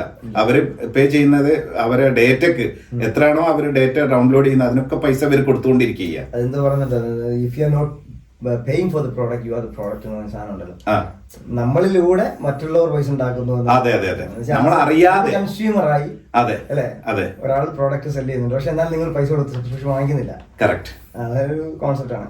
അപ്പൊ ഇവർക്ക് എനിക്ക് ലോജിസ്റ്റിക്സിൽ എന്താണ് സാധ്യതകളുള്ളൂ. ഇപ്പം യൂറോപ്പില് പൊതുവെ എല്ലാവരും ലോജിസ്റ്റിക്സ് ഇങ്ങനെ കുടുങ്ങി കിടക്കാണ്. ലോജിസ്റ്റിക് എന്ന് പറയുന്നത് ഫിൻലാൻഡിലും ലോകത്ത് എവിടെ ആണെങ്കിലും ലോജിസ്റ്റിക് ഒരു പ്രോബ്ലമാറ്റിക് സംഭവമാണ്. കാരണം എന്താ പറഞ്ഞാൽ ഒരു നല്ലൊരു ലോജിസ്റ്റിക് എവിടെയും ഇംപ്ലിമെന്റ് ചെയ്ത ഇതുവരെ കണ്ടിട്ടില്ല. കാരണം ഇപ്പോൾ ഞങ്ങളൊക്കെ തുടങ്ങുന്ന കാലത്ത് ബിസിനസ് തുടങ്ങുന്ന 12 വർഷം മുൻപ്, ആ സമയത്തൊക്കെ പിന്നെ ഇപ്പൊ നെതർലാൻഡ്സിൽ നിന്ന് ഫിൻലാൻഡിലേക്ക് പല ആളുകളെയും നമുക്ക് ഡിപ്പെൻഡ് ചെയ്യണം. ഇപ്പൊ ഒരു 12 വർഷം കൊണ്ട് ഞങ്ങൾ പഠിച്ചൊരു കാര്യം എന്ന് പറയുന്നത് അവിടെ മൾട്ടിപ്പിൾ പ്ലേയേഴ്സ് ഉണ്ട്, but everybody cannot do accurately. അവിടെ മിസ്സിംഗ് ഉണ്ടായിരുന്നു. പിന്നെ ഒരു ടീം എന്ത് ചെയ്യുന്ന പറഞ്ഞാൽ കറക്റ്റ് ആയിട്ട് അവര് ഇപ്പം അതിനെ ട്രാക്ക് ചെയ്തിട്ട് സാധനങ്ങൾ ഞങ്ങൾക്ക് എത്തിച്ചു കൊണ്ടിരിക്കുന്നു. ഇന്റഗ്രേഷൻ പ്രശ്നമുണ്ടെന്നോ? അതായത് അവരുടെ അടുത്ത് ഞാൻ കണ്ടെന്ന് പറഞ്ഞാൽ ഞാൻ അവരെ വിസിറ്റ് ചെയ്തു. അവരെ വിസിറ്റ് ചെയ്ത സമയത്ത് അവരുടെ അടുത്ത് നല്ലൊരു ടൂൾ ഉണ്ട്, ഒരു സോഫ്റ്റ്വെയർ ഉണ്ട്. അവർക്ക് എക്സാക്ട്ലി ട്രാക്ക് ചെയ്യാൻ പറ്റും അവരെ വണ്ടി എവിടെ ഉള്ളതെന്നുള്ളത്. അങ്ങനെയുള്ള ഒരു ലോജിസ്റ്റിക് മേക്ക് ചെയ്യുകയാണെങ്കിൽ നമ്മളെ അടുത്ത് ഉണ്ടെങ്കിൽ അവർക്ക് ബിസിനസ് ഉണ്ട്. അന്ന് അവര് 40 മില്യൺ എങ്ങാണ്ടാണ് അവരെ റവന്യൂ. ഇന്ന് അവര് 400 മില്യണാ 10 വർഷം കൊണ്ട്. മനസ്സിലായില്ലേ? അവര് ആ സ്കെയിലപ്പിലേക്ക് വന്നത് എനിക്ക് ഉറപ്പാണ് അവര് ആ സോഫ്റ്റ്വെയറിലെ ഇൻവെസ്റ്റ്മെന്റ്. ചില കമ്പനികൾ ഇങ്ങനെ ഇൻവെസ്റ്റ്മെന്റ് ചെയ്യാൻ റെഡിയല്ല എന്ന് വെച്ചാൽ അവർ നോക്കുന്ന വെച്ചാൽ അത് വലിയ അനാവശ്യമായ ചെലവല്ലേ എന്നുള്ളതാണ്. ഞാനിപ്പോ ഒരു 1-2 കമ്പനികളിൽ പറഞ്ഞ വെബ് ഡെവലപ്മെന്റുമായിട്ട് ബന്ധപ്പെട്ട് ഇങ്ങനെ സൊല്യൂഷൻ എഞ്ചിനീയറിംഗുമായിട്ട് ബന്ധപ്പെട്ട് ഞാൻ ചോദിച്ചു. അപ്പൊ അവരെ സംബന്ധിച്ച് അവർക്ക് വേണ്ടത് ആപ്ലിക്കേഷനാണ്. പക്ഷെ എന്താണ് ആപ്ലിക്കേഷനായിട്ട് വരേണ്ടതെന്ന് അറിയില്ല. അപ്പം എന്നാൽ അവർക്ക് ബിസിനസ് ഭയങ്കരമായി ബൂം ചെയ്യണം, അവർക്ക് കോസ്റ്റ് കട്ട് ചെയ്യണം എന്നുള്ള ആഗ്രഹമുണ്ട്. പക്ഷെ നമ്മൾ കൊടുക്കുന്ന പ്രപ്പോസൽ ആണെങ്കിൽ അവർക്ക് ആ പറഞ്ഞ പേയ്മെന്റിനകത്ത് ഒതുങ്ങത്തില്ല. 1-2 ലക്ഷം രൂപയ്ക്ക് തീർക്കണമെന്നുണ്ട്. എന്നാൽ ഒരു സോഫിസ്റ്റിക്കേറ്റഡ് സിസ്റ്റം വേണമെന്നുണ്ട്. അപ്പം ഈ പറഞ്ഞതുപോലെ നേരത്തെ കാണിച്ച പ്രോഫിറ്റ് ഉണ്ടാകുന്ന വെച്ചാൽ നിങ്ങൾക്ക് എങ്ങനെയാണോ പോകുന്നത് അതേപോലെ പോകാം. പക്ഷെ നിങ്ങൾക്ക് ഗ്രോത്ത് വേണമെന്നുണ്ടെങ്കിൽ നിങ്ങൾ ഇന്നോവേറ്റീവ് ആയിട്ട് ചിന്തിക്കണം. അതെ, തിങ്ക് ചെയ്യണം. ഇത് എന്നോട് ഞാൻ പറയുന്ന കാര്യമാണ്. ഞാൻ പോലും ആ ഒരു ഇതില് ഇൻവെസ്റ്റ് ചെയ്യാനോ കുറച്ച് ചവിട്ടി പിടിക്കും. കാരണം എന്താ അതിന്റെ ആ ഇൻവെസ്റ്റ്മെന്റ് എനിക്ക് വിസിബിൾ ആവുന്നില്ല ഇമീഡിയറ്റ്ലി. അത് ലോങ് ടേമിലെ അതിന്റെ റിട്ടേൺ വരുന്നുള്ളൂ. ഇപ്പൊ ഒരുവിധം ചെറിയ ബിസിനസ്സുകാർ എന്നെ പോലുള്ള സ്റ്റാർട്ടപ്പ് ഉള്ള ആളുകൾ എല്ലാവരും തിങ്ക് ചെയ്യുക, ഓക്കെ ഞാൻ എന്തെങ്കിലും ഒന്ന് ഇൻവെസ്റ്റ് ചെയ്താൽ എനിക്ക് പെട്ടെന്ന് റിട്ടേൺ കിട്ടണമെന്നുള്ളത്. ഇത് എന്റെയും പ്രോബ്ലം ആണ്. ഞാനിപ്പോ എന്നെ കേൾക്കുന്ന ചെറിയ ബിസിനസ് അല്ലെ ഇതിലേക്ക് ബിസിനസ് ചെയ്യാൻ വരുന്ന ആളുകളോട് ഇത് എന്റെയും പ്രോബ്ലം തന്നെയാണെന്ന് ഞാൻ പറയുന്നുള്ളൂ. IT ഇൻവെസ്റ്റ് ചെയ്യാന്ന് പറയുന്നത് എനിക്കും പേടി തന്നെയാണ്. കാരണം എന്താണ്, അത്രയും പൈസ കൊടുക്കണം. പക്ഷെ അത് കൊടുത്തു കഴിഞ്ഞാൽ ഉറപ്പായിട്ട് അതിന്റെ റിട്ടേൺ ആണ്. പ്രൂവൺ ഡേറ്റ വെച്ചിട്ട് നോക്കുന്നില്ല. അപ്പൊ ഞാൻ അതിനെ കുറിച്ച് ഞാൻ ചോദിക്കണം. നോക്കിയ ചേട്ടൻ വർക്ക് ചെയ്ത ആ ഒരു സാധനം നോക്കിയയിലെ വർക്ക് ചെയ്തിട്ടുണ്ടോ? എനിക്കൊന്ന് ഫിൻലാൻഡിലേക്ക് വരുന്ന നോക്കിയയിലെ വർക്ക് അല്ലെ, TCSന്റെ പ്രോജക്റ്റ് ആണെന്ന് തോന്നുന്നു. അതെ, TCSന്റെ പ്രോജക്റ്റ് അല്ലേ. അപ്പൊ അവിടുന്ന് എനിക്ക് നോക്കിയ ഒരു കമ്മ്യൂണിക്കേഷൻ ഇക്വിപ്മെന്റ് അത് രണ്ട് എൻറ്റിറ്റി ഉണ്ട് നോക്കിയക്ക്. എല്ലാരും വിചാരമുണ്ട് നോക്കിയ ഡൗൺ ആയി. അതും കൂടി ഞാൻ ഒന്ന് ക്ലാരിഫൈ ചെയ്തേക്കാം. നോക്കിയക്ക് രണ്ടല്ല മൾട്ടിപ്പിൾ ടയർ ബിസിനസ് ഉണ്ട്, അതറിയോ? നോക്കിയന്റെ ടയറാണ് ഏറ്റവും ബെസ്റ്റ് ടയർ ഫിൻലാൻഡിൽ. ട്രസ്റ്റ് ചെയ്യാൻ പറ്റുന്ന ബ്രാൻഡ്. എന്റെ കാറിനൊക്കെ ഞാൻ ഉപയോഗിക്കുന്ന നോക്കിയ ടയറോ? ആ, ബെസ്റ്റ് ടയർ നോക്കിയന്റെതാണ്. അവര് പിന്നെ 100 years ago ഉള്ള കമ്പനിയാണ്. നോക്കിയ എന്ന് പറഞ്ഞ ടൗണിലാണ്, ഒരു ടൗണിന്റെ പേരാണ്. ഇപ്പൊ കഴിഞ്ഞ ദിവസം ഞാൻ പിന്നെ ഫ്രാങ്ക്ഫർട്ടിൽ നിന്ന് ഫിൻലാൻഡിലേക്ക് വരുന്ന സമയത്ത് എന്റെ കൂടെ ഇരുന്ന ആള് നോക്കിയക്കാരനാണ്. നോക്കിയ അല്ല, നോക്കിയ എന്ന് പറഞ്ഞ സ്ഥലത്ത്, അതായത് ഫിൻലാൻഡിലെ ഒരു സ്ഥലത്തിന്റെ പേരാണ് നോക്കിയ എന്ന് പറയുന്നത്. ഇത് ഫിനിഷ് കമ്പനിയാണ്. ആ, ഫിനിഷ് കമ്പനിയാണ്, ഓഫ് കോഴ്സ്. ഫിനിഷ് കമ്പനിയാണ്. ഫിൻലാൻഡിന്റെ ഏറ്റവും വലിയ GDP കൈകാര്യം ചെയ്ത കമ്പനിയാണ് അത് ഡിവൈസ് ഉള്ള കാലത്ത്. പിന്നെ അത് കുറച്ച് ഡൗൺ ആയി. ഇനി ഞാൻ രണ്ട് മെയിൻ എൻറ്റിറ്റി എന്ന് പറയുന്നത്, ഒന്ന് ഡിവൈസ് ബിസിനസ് ആണ്, ഒന്ന് പിന്നെ ഇതാണ് നെറ്റ്വർക്ക് ബിസിനസ്. നെറ്റ്വർക്ക് ബിസിനസ്സിൽ വേൾഡിൽ സെക്കൻഡ് ആണ്. ഹുവാവ കഴിഞ്ഞു കഴിഞ്ഞാൽ നോക്കിയ. അതാണ് അവരെ ഇപ്പോഴത്തെ ബിസിനസ്. നെറ്റ്വർക്ക് റൗട്ടേഴ്സ്, കറക്റ്റ്, എല്ലാം. അത് പിന്നെ അവരിപ്പോ 6G ഇപ്പൊ അവര് പിന്നെ ഇൻവെസ്റ്റ്മെന്റ് ചെയ്തുകൊണ്ടിരിക്കുന്നത്. 5G കഴിഞ്ഞു, 6G. എനിക്കൊന്ന് സ്വീഡൻ, ഫിൻലാൻഡാണെന്ന് എനിക്കൊന്ന് 3G ആദ്യം, 4G ആദ്യമായിട്ട് അല്ല 3G ടെക്നോളജി വരുന്നത് അല്ലേ? കറക്റ്റ് ആയിട്ട്. പക്ഷെ അവര് എപ്പോഴും വെൽ അഹെഡ് ആണ്. അല്ല, ഞാൻ ഇതിനു മുമ്പ് ടെലിയ എന്ന് പറഞ്ഞ ടെലിയ ഞങ്ങളെ, അതെ, അതെനിക്ക് സ്വീഡിഷ് ആണോ ഫിനിഷ് ആണോ അറിയില്ല. ഒറിജിൻ ഏതാന്ന് അറിയില്ല. ടെലിയാണ് ഞങ്ങളെ, സ്വീഡിഷ് ആണ്. ഞാൻ പ്രോജക്ട് വർക്ക് ചെയ്ത സ്വീഡിഷ് ആണ്. ഞാൻ ഉപയോഗിക്കുന്ന എലിസ ഉണ്ട്, ടെലിയ ഉണ്ട്. അവർ തമ്മിൽ റൈവൽസ് ആണ്. അതെ അതെ, കറക്റ്റ്. ടെലിയെന്നാണ് ഈ പറഞ്ഞ 3G ടെക്നോളജി ഉണ്ടായി വരുന്നത്. അത് പർച്ചേസ് ചെയ്തായിരിക്കും ചിലപ്പോ, അറിയില്ല. 3G ഇത് സെല് ചെയ്യുന്നത് നിർബന്ധമായിട്ടും ഡിസ്ട്രിബ്യൂട്ടറാണല്ലോ, ഒന്നെങ്കിലും നോക്കിയ അല്ല വരാതിരിക്കണം. അപ്പൊ ഇപ്പം നോക്കിയന്റെ 6G പ്രോജക്റ്റിൽ എന്റെ ഒത്തിരി ഫ്രണ്ട്സ് അവിടെ വർക്ക് ചെയ്യുന്നുണ്ട്, റിസർച്ചിലും റിസർച്ച് സയന്റിസ്റ്റും ഒക്കെ. എല്ലാവരും നമ്മള് ഡെയിലി കാണുന്ന ആളുകളുണ്ട്. സിറ്റിയുടെ വരാന്ന് ഞാൻ അറിഞ്ഞില്ല സത്യം പറഞ്ഞത്. ഫിൻലാൻഡിലാണെന്ന് എനിക്കറിയില്ല. ഞാൻ വിചാരിച്ചത് നമ്മള് അതാണ് നോക്കുന്നത്, ജാപ്പനീസ് ടെക്നോളജി ഒക്കെ ആയിരിക്കും വിചാരിച്ചു. അല്ലല്ല, ഇത് ഫിനിഷ് കമ്പനിയാണ്. ഹുവാവേ എനിക്കൊന്ന് അത് കൊറിയൻ അങ്ങനെ എന്തോ ആണ്. ഞങ്ങൾ അങ്ങനെ കണക്ക് കൂട്ടുമ്പോൾ നമ്മൾ അങ്ങനെ റൈവൽസ് നോക്കുമ്പോൾ നമ്മൾ നോക്കുന്നത് സ്വാഭാവികമായിട്ട് ആ ഒരു ഭാഗത്ത് യൂറോപ്യൻ കമ്പനീസ് പോലെ ഒരു ജാപ്പനീസ്. ഹുവാവേ ചൈനീസ് ആണോന്നും സംശയമുണ്ട്, എനിക്ക് ഉറപ്പില്ല, നമുക്ക് ചെക്ക് ചെയ്യണം. അപ്പൊ ഞാൻ മനസ്സിലാക്കിയത് നോക്കിയ എല്ലാരും പോയി എന്ന് പറയുന്നത് മൊബൈൽ ഡിവൈസസ് യൂസർ എന്ന് പറയുള്ളൂ. കമ്പനീസ് ഇപ്പോഴും ഉപയോഗിക്കുന്നത് നോക്കിയ തന്നെയാണ്. ആ, നോക്കിയന്റെ ഇത് കമ്മ്യൂണിക്കേഷന് വേണ്ടിട്ട് ഒന്നെങ്കിൽ ഇവരായിരിക്കും, അല്ലെങ്കിൽ വേറെ അതുപോലെ നെറ്റ്വർക്കിംഗ് യൂസ് ചെയ്യുന്നുണ്ടാവും. യെസ്. അപ്പൊ നേരത്തെ പറഞ്ഞ പോലെ നമ്മൾ നേരത്തെ ഈ ടെക്നോളജി അഡോപ്റ്റ് ചെയ്യാൻ പറ്റാത്തതിന്റെ ഒരു കുറവ് നേരത്തെ പറഞ്ഞ അതിലേക്ക് എത്തുന്നില്ല. ഇപ്പൊ സാധാരണ എല്ലാം മനസ്സിലാക്കുന്നത് ആൻഡ്രോയിഡ് വന്നപ്പോൾ നോക്കിയ അക്സെപ്റ്റ് ചെയ്തില്ല, സാംസങ്ങിലേക്ക് പോകുന്നതാണ് ഒരു കോൺസെപ്റ്റ്. ശരിക്കും അത് എങ്ങനെയാന്ന് പറഞ്ഞാല്, ഞാൻ ആ സമയത്ത് സിംബിയൻ എന്ന് പറഞ്ഞൊരു OS ഉണ്ടായിരുന്നു. അപ്പൊ നമ്മളാദ്യം നമ്മളെ ബേബിനെല്ലാം നമ്മൾ ശ്രദ്ധിക്കാതെ, അപ്പൊ നമ്മൾ ആ സിംബിയൻ വെച്ചിട്ട് നല്ല പിന്നെ ഇതായിട്ട് വരുമെന്ന് നമ്മൾ വിചാരിച്ചു. അത് പിന്നെ അതിലും പവർഫുൾ ആയിരുന്നു, പോപ്പുലാരിറ്റിയും അതെ, അതിലും പവർഫുൾ ആയിരുന്നു ആൻഡ്രോയിഡ് എന്നുള്ള അന്ന് മനസ്സിലാക്കാൻ ഡിസിഷൻ മേക്കേഴ്സിന് മനസ്സിലാക്കാൻ കഴിഞ്ഞിട്ടില്ല.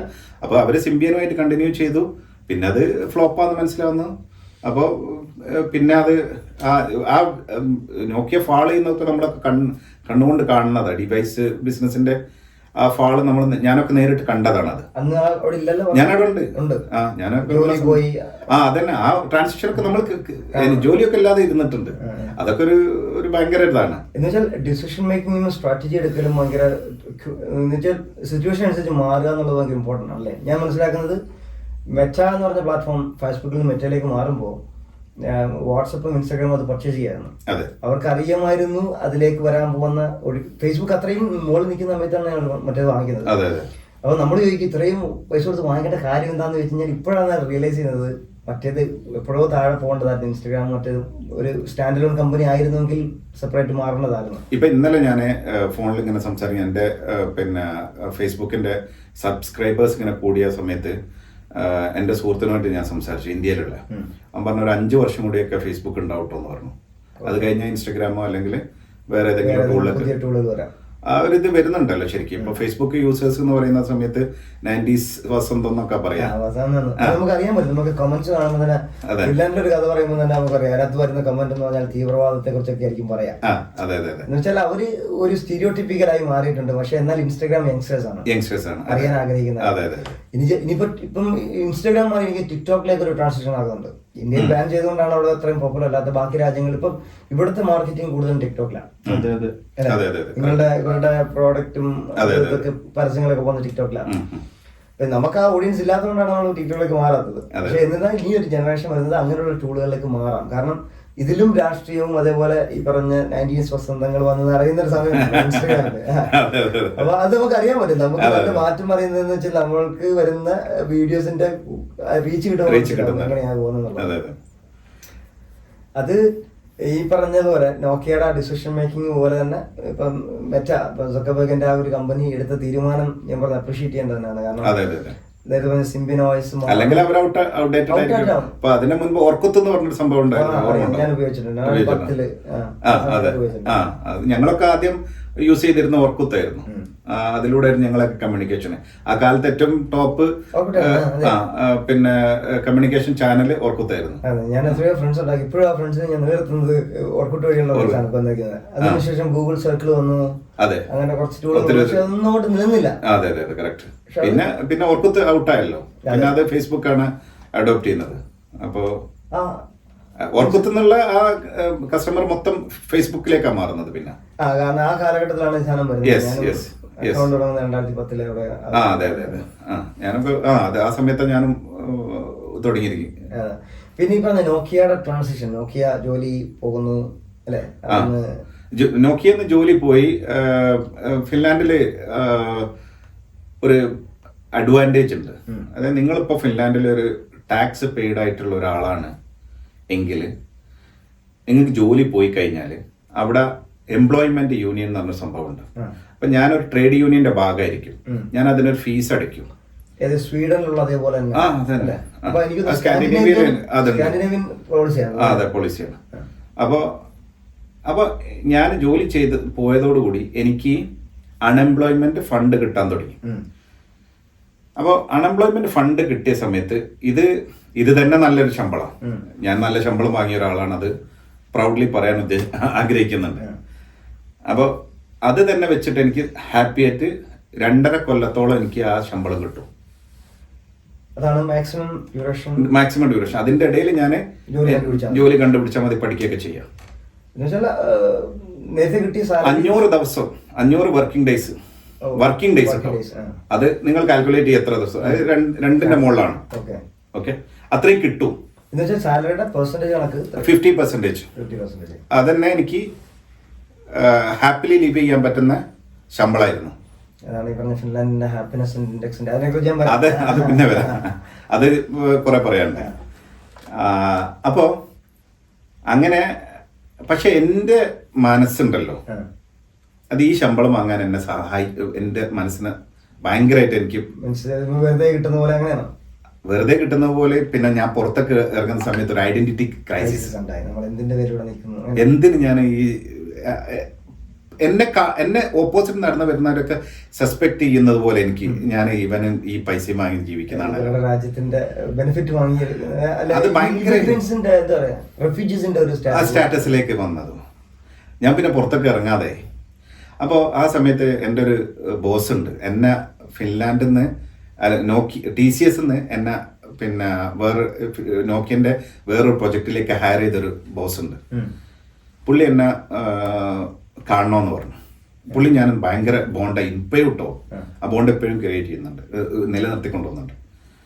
അപ്പോൾ ഞാൻ പറഞ്ഞു നിങ്ങളൊന്ന് വീട്ടിലേക്ക് വരാം, തേമോ കാർഹു എന്നാണ് പുള്ളിൻ്റെ പേര്. അപ്പോൾ പുള്ളി വരാമെന്ന് പറഞ്ഞു. അപ്പോൾ പത്തിരിയും ചിക്കൻ കറിയും ഉണ്ടാക്കിയത്. നമ്മളെ വൈറ്റ് കറി ഉണ്ടല്ലോ, ആ. കുറുമ. കുറുമ. ആ, എരിവില്ലാത്ത കറി ഉണ്ടാക്കിയത്. ഞാൻ പറഞ്ഞു ഇന്ത്യൻ ഫുഡായിരിക്കും എന്നാണ്. അങ്ങനെ വീട്ടിലേക്ക് വന്നു. പുള്ളി പറഞ്ഞു ഈ ഫുഡ് എനിക്ക് കഴിക്കാൻ പറ്റില്ല എന്നാണ്. ഞാൻ പറഞ്ഞു തെമോ ജസ്റ്റ് ട്രൈ വൺ. പത്തിരിയും കൊടുത്ത് ഒരു കറിയും കുറച്ച് വെച്ചു. അങ്ങനെ പുള്ളി 1 എടുത്ത് 2 എടുത്ത് 3 എടുത്ത് 20 പത്തിരി പുള്ളി തിന്നു. എന്നിട്ട് വൈഫിനോട് പറയാണ് ഈ ബിസിനസ് തുടങ്ങിയാൽ നല്ലതായിരിക്കും. ഫുഡ് ബിസിനസ് ഇത് ആളുകൾ തിന്നു പത്തിരി. പക്ഷെ നമ്മളത് ഉണ്ടാക്കി കൊടുത്തിട്ടൊന്നുമില്ല. അത് കാരണം അവളെ ബുദ്ധിമുട്ടാക്കണ്ടെന്ന് കരുതിയതിൻ്റെ കാരണത്താൽ. പിന്നെ എന്നോടൊരു അഡ്വൈസും തന്നു. ഷമീറിനെ ഞാൻ ഈ ഇതിലേക്ക് കമ്പനിയിലേക്ക് എന്നെക്കാട്ടിലും 500 യൂറോ ശമ്പളം കൂടുതലാണ്. അതായത് പുള്ളി ഡയറക്ടറായിരുന്നു.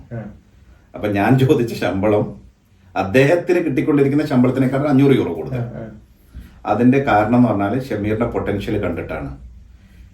അതുകൊണ്ട് ഈ അൺഎംപ്ലോയ്മെന്റ് ഫണ്ട് ബെനിഫിറ്റും കിട്ടി വീട്ടിലിരുന്ന് കഴിഞ്ഞാൽ നിന്റെ സ്കില്ല് നഷ്ടപ്പെടും. അതുകൊണ്ട് ട്രൈ ചെയ്യണം, വേറെ ഒരു ജോലി കണ്ടെത്തണം എന്നാണ്. അന്ന് രാത്രി ഞാൻ രജിസ്റ്റർ ചെയ്തു ഹൈദരാബാദിലുള്ള ഒരു സെൻറ്ററിൽ. പിന്നെ ടെറഡാറ്റ പഠിക്കാണ്. ടെറഡാറ്റ എന്ന് പറഞ്ഞാൽ ഡാറ്റ വെയർഹൗസിൻ്റെ വേറെ ഡാറ്റാബേസ് ആണ്, ബാക്ക് എൻഡ്. അത് പഠിക്കാൻ അന്ന് രജിസ്റ്റർ ചെയ്തു. 40 ദിവസം ഞാൻ അത് പഠിച്ചു, ഓൺലൈൻ കോഴ്സ്. 40 ദിവസം പഠിച്ചു. 30 ദിവസം ആയപ്പോഴേക്ക് തന്നെ എനിക്ക് ഓഫർ വന്നു. പക്ഷെ എൻ്റെ കോഴ്സ് എനിക്ക് കംപ്ലീറ്റ് ചെയ്യണം. 10 ദിവസം കൂടി എടുത്തു, കോഴ്സ് കംപ്ലീറ്റ് ചെയ്തു. ഞാൻ നേരെ അയർലൻഡിലേക്ക് അലൈഡ് ഐറിഷ് ബാങ്കിലേക്ക് പോയി ജോലിക്ക്. അങ്ങോട്ട് പോയി ഫാമിലിനെ അവിടെ നിർത്തി. അപ്പോൾ പിന്നെ പക്ഷെ ഇത് ഭയങ്കര ബുദ്ധിമുട്ടായി. കാരണം 2 ഭാഗത്തായി. അപ്പോൾ പിന്നെ ഞാനെപ്പോഴും അവിടെ പിന്നെ എത്തിയതോടുകൂടി പിന്നെ എത്രയും പെട്ടെന്ന് ഫിൻലാൻഡിലേക്ക് തന്നെ വരണം എന്നായി. മക്കൾ വളരെ ചെറുതുമാണ് അന്ന്. ബേബി എൻ്റെ ഏറ്റവും ചെറിയത് ജനിച്ചിട്ടേ ഉള്ളൂ. അപ്പോൾ അവിടെ എന്തായാലും ജോലിക്ക് പോകണം ഉറപ്പായിട്ട്. എനിക്ക് ഈ ഫണ്ട് വേണ്ട. അങ്ങോട്ട് പോയി. അങ്ങനെ പിന്നെ ഇതിൻ്റെ ഷട്ടിൽ സർവീസായി. പിന്നെ ഇവിടുന്ന് പോകണം, അവിടെ ചെന്ന് പിന്നെ തിരിച്ചു വരണം. ഈ ഒരു ഇതായി. വീക്കിലിയോ അല്ലെ ബൈ വീക്കിലിയോ വരും, കൂടുതൽ അവിടെ നിൽക്കില്ല. അങ്ങനെ പിന്നെ അന്നപ്പോൾ തന്നെ ജോലി ഇവിടെ തന്നെ സെർച്ച് ചെയ്തു. അങ്ങനെയാണ് എനിക്ക് ഫിൻലാൻഡിൽ തന്നെ വേറെ ജോലി കിട്ടി പെട്ടെന്ന് തന്നെ. അപ്പോൾ അത് യൂറോപ്യൻ കെമിക്കൽ ഏജൻസിയിലായിരുന്നു. എഗെയിൻ ഡേറ്റ തന്നെ. അതിൽ ഡാറ്റ സ്റ്റേജ് ആയിരുന്നു. ആ ഡാറ്റ സ്റ്റേജ് ഞാൻ ഫോർഡിൽ വർക്ക് ചെയ്തത് കൊണ്ട് എനിക്കറിയായിരുന്നു. അതുകൊണ്ട് പെട്ടെന്ന് ഇൻ്റർവ്യൂ ക്ലിയർ ആയി. പിന്നെ 9 months ഞാൻ അവിടെ ആ പ്രൊജക്റ്റ് കൺസൾട്ടൻ്റ് ആയിട്ടാണ് വർക്ക് ചെയ്യുന്നത്. കൺസൾട്ടൻറ്റിൻ്റെ റേറ്റൊക്കെ ഏകദേശം അറിയാമല്ലോ, ഹ്യൂജ് റേറ്റ് ആയിരുന്നു ശമ്പളം. പിന്നെ 9 മാസം കഴിഞ്ഞതോടുകൂടി പ്രൊജക്റ്റ് കംപ്ലീറ്റ് ആയി. പിന്നെ നമ്മൾക്ക് ഞാൻ എൻ്റെ ഒരു സുഹൃത്തുണ്ട്, ലെസ്ലി അസമോവ എന്നറിയും. ഒരു പിന്നെ UK സിറ്റിസനാണ്, ഗാനക്കാരനാണ്. എൻ്റെ ബെസ്റ്റ് ഫ്രണ്ട് ആയിരുന്നു നോക്കിയയിലെ. പുള്ളി പറഞ്ഞു ഷമീർ ഒരു പ്രൊജക്റ്റ് ഉണ്ട് ഇവിടെ, യൂണിക് ക്രെഡിറ്റിൽ വാന്ന് പറഞ്ഞു. അങ്ങനെ പുള്ളി എന്നെ ജർമ്മനിക്ക് കൊണ്ടുപോയി. ജർമ്മനിക്ക് കൊണ്ടുപോയ സമയത്ത് പിന്നെ ആഴ്ചയിൽ ഫ്ലൈയിങ് ആയി. അതായത് തിങ്കളാഴ്ച രാവിലത്തെ ഫ്ലൈറ്റിന് ഞങ്ങളൊരു ടീം, അതായത് ഞങ്ങളെ പണ്ടത്തെ നോക്കിയൻ്റെ ഒരു ടീം മൊത്തം പല പ്രൊജക്റ്റുകളായിട്ട് ഞങ്ങൾ മ്യൂണിക്കിൽ വർക്ക് ചെയ്യാം. ഞങ്ങളൊരു ടീം ഉണ്ടാവും ഫ്ലൈറ്റിൽ മൺഡേ മോർണിംഗ് പിന്നെ മ്യൂണിക്കിലേക്ക്. എന്നിട്ട് വെള്ളിയാഴ്ച ഉച്ചയാകുന്ന സമയത്തുള്ള ഫ്ലൈറ്റിന് തിരിച്ചു ഞങ്ങൾ ഇങ്ങോട്ട് വരും. ഇത് ഭയങ്കര ബുദ്ധിമുട്ടായി. അതും ഏകദേശം ഒരു 9 മാസം. ആ സമയത്ത് എൻ്റെ ഒരു സുഹൃത്ത് ഈ പിന്നെ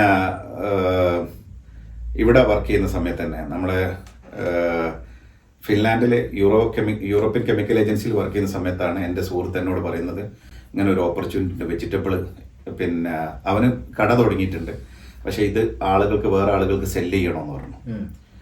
അവന് സെല്ല് ചെയ്യാൻ പറ്റൂല, കാരണം എന്താണ്, അവന് റീറ്റെയിൽ ഉള്ളതാണ്. അവൻ സെല്ല് ചെയ്ത് കാണാൻ ആരും വാങ്ങൂല. അവനാണ് പ്രൊഡക്റ്റ് അവനാ കൊണ്ടുവരുന്നത്. അപ്പോൾ എന്നോട് പറഞ്ഞു നമ്മൾ തമ്മിൽ ഒരു പാർട്ണർഷിപ്പ് കമ്പനി തുടങ്ങാം 50-50. അപ്പോൾ നമുക്ക് നിന്റെ കമ്പനി ആയിട്ട് കൊടുത്താൽ മതി എന്നാണ്.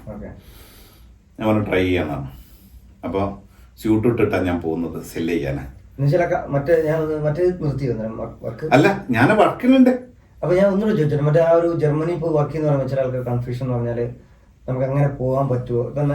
അത് ഷെങ്കനാണ്. ഷെങ്കനാണ്, പക്ഷെ നമുക്ക് ജർമ്മൻ പെർമിറ്റ് വേണം തോന്നുന്നു. അല്ല, വർക്ക് പെർമിറ്റ് എടുക്കണം. യെസ്, പെർമിറ്റ് എടുത്തു. എനിക്കൊന്ന് മോർ ദാൻ 6 months ആണെങ്കിൽ നിങ്ങൾ എടുത്തിരിക്കണം, അങ്ങനെയുണ്ട് കണക്കല്ലേ?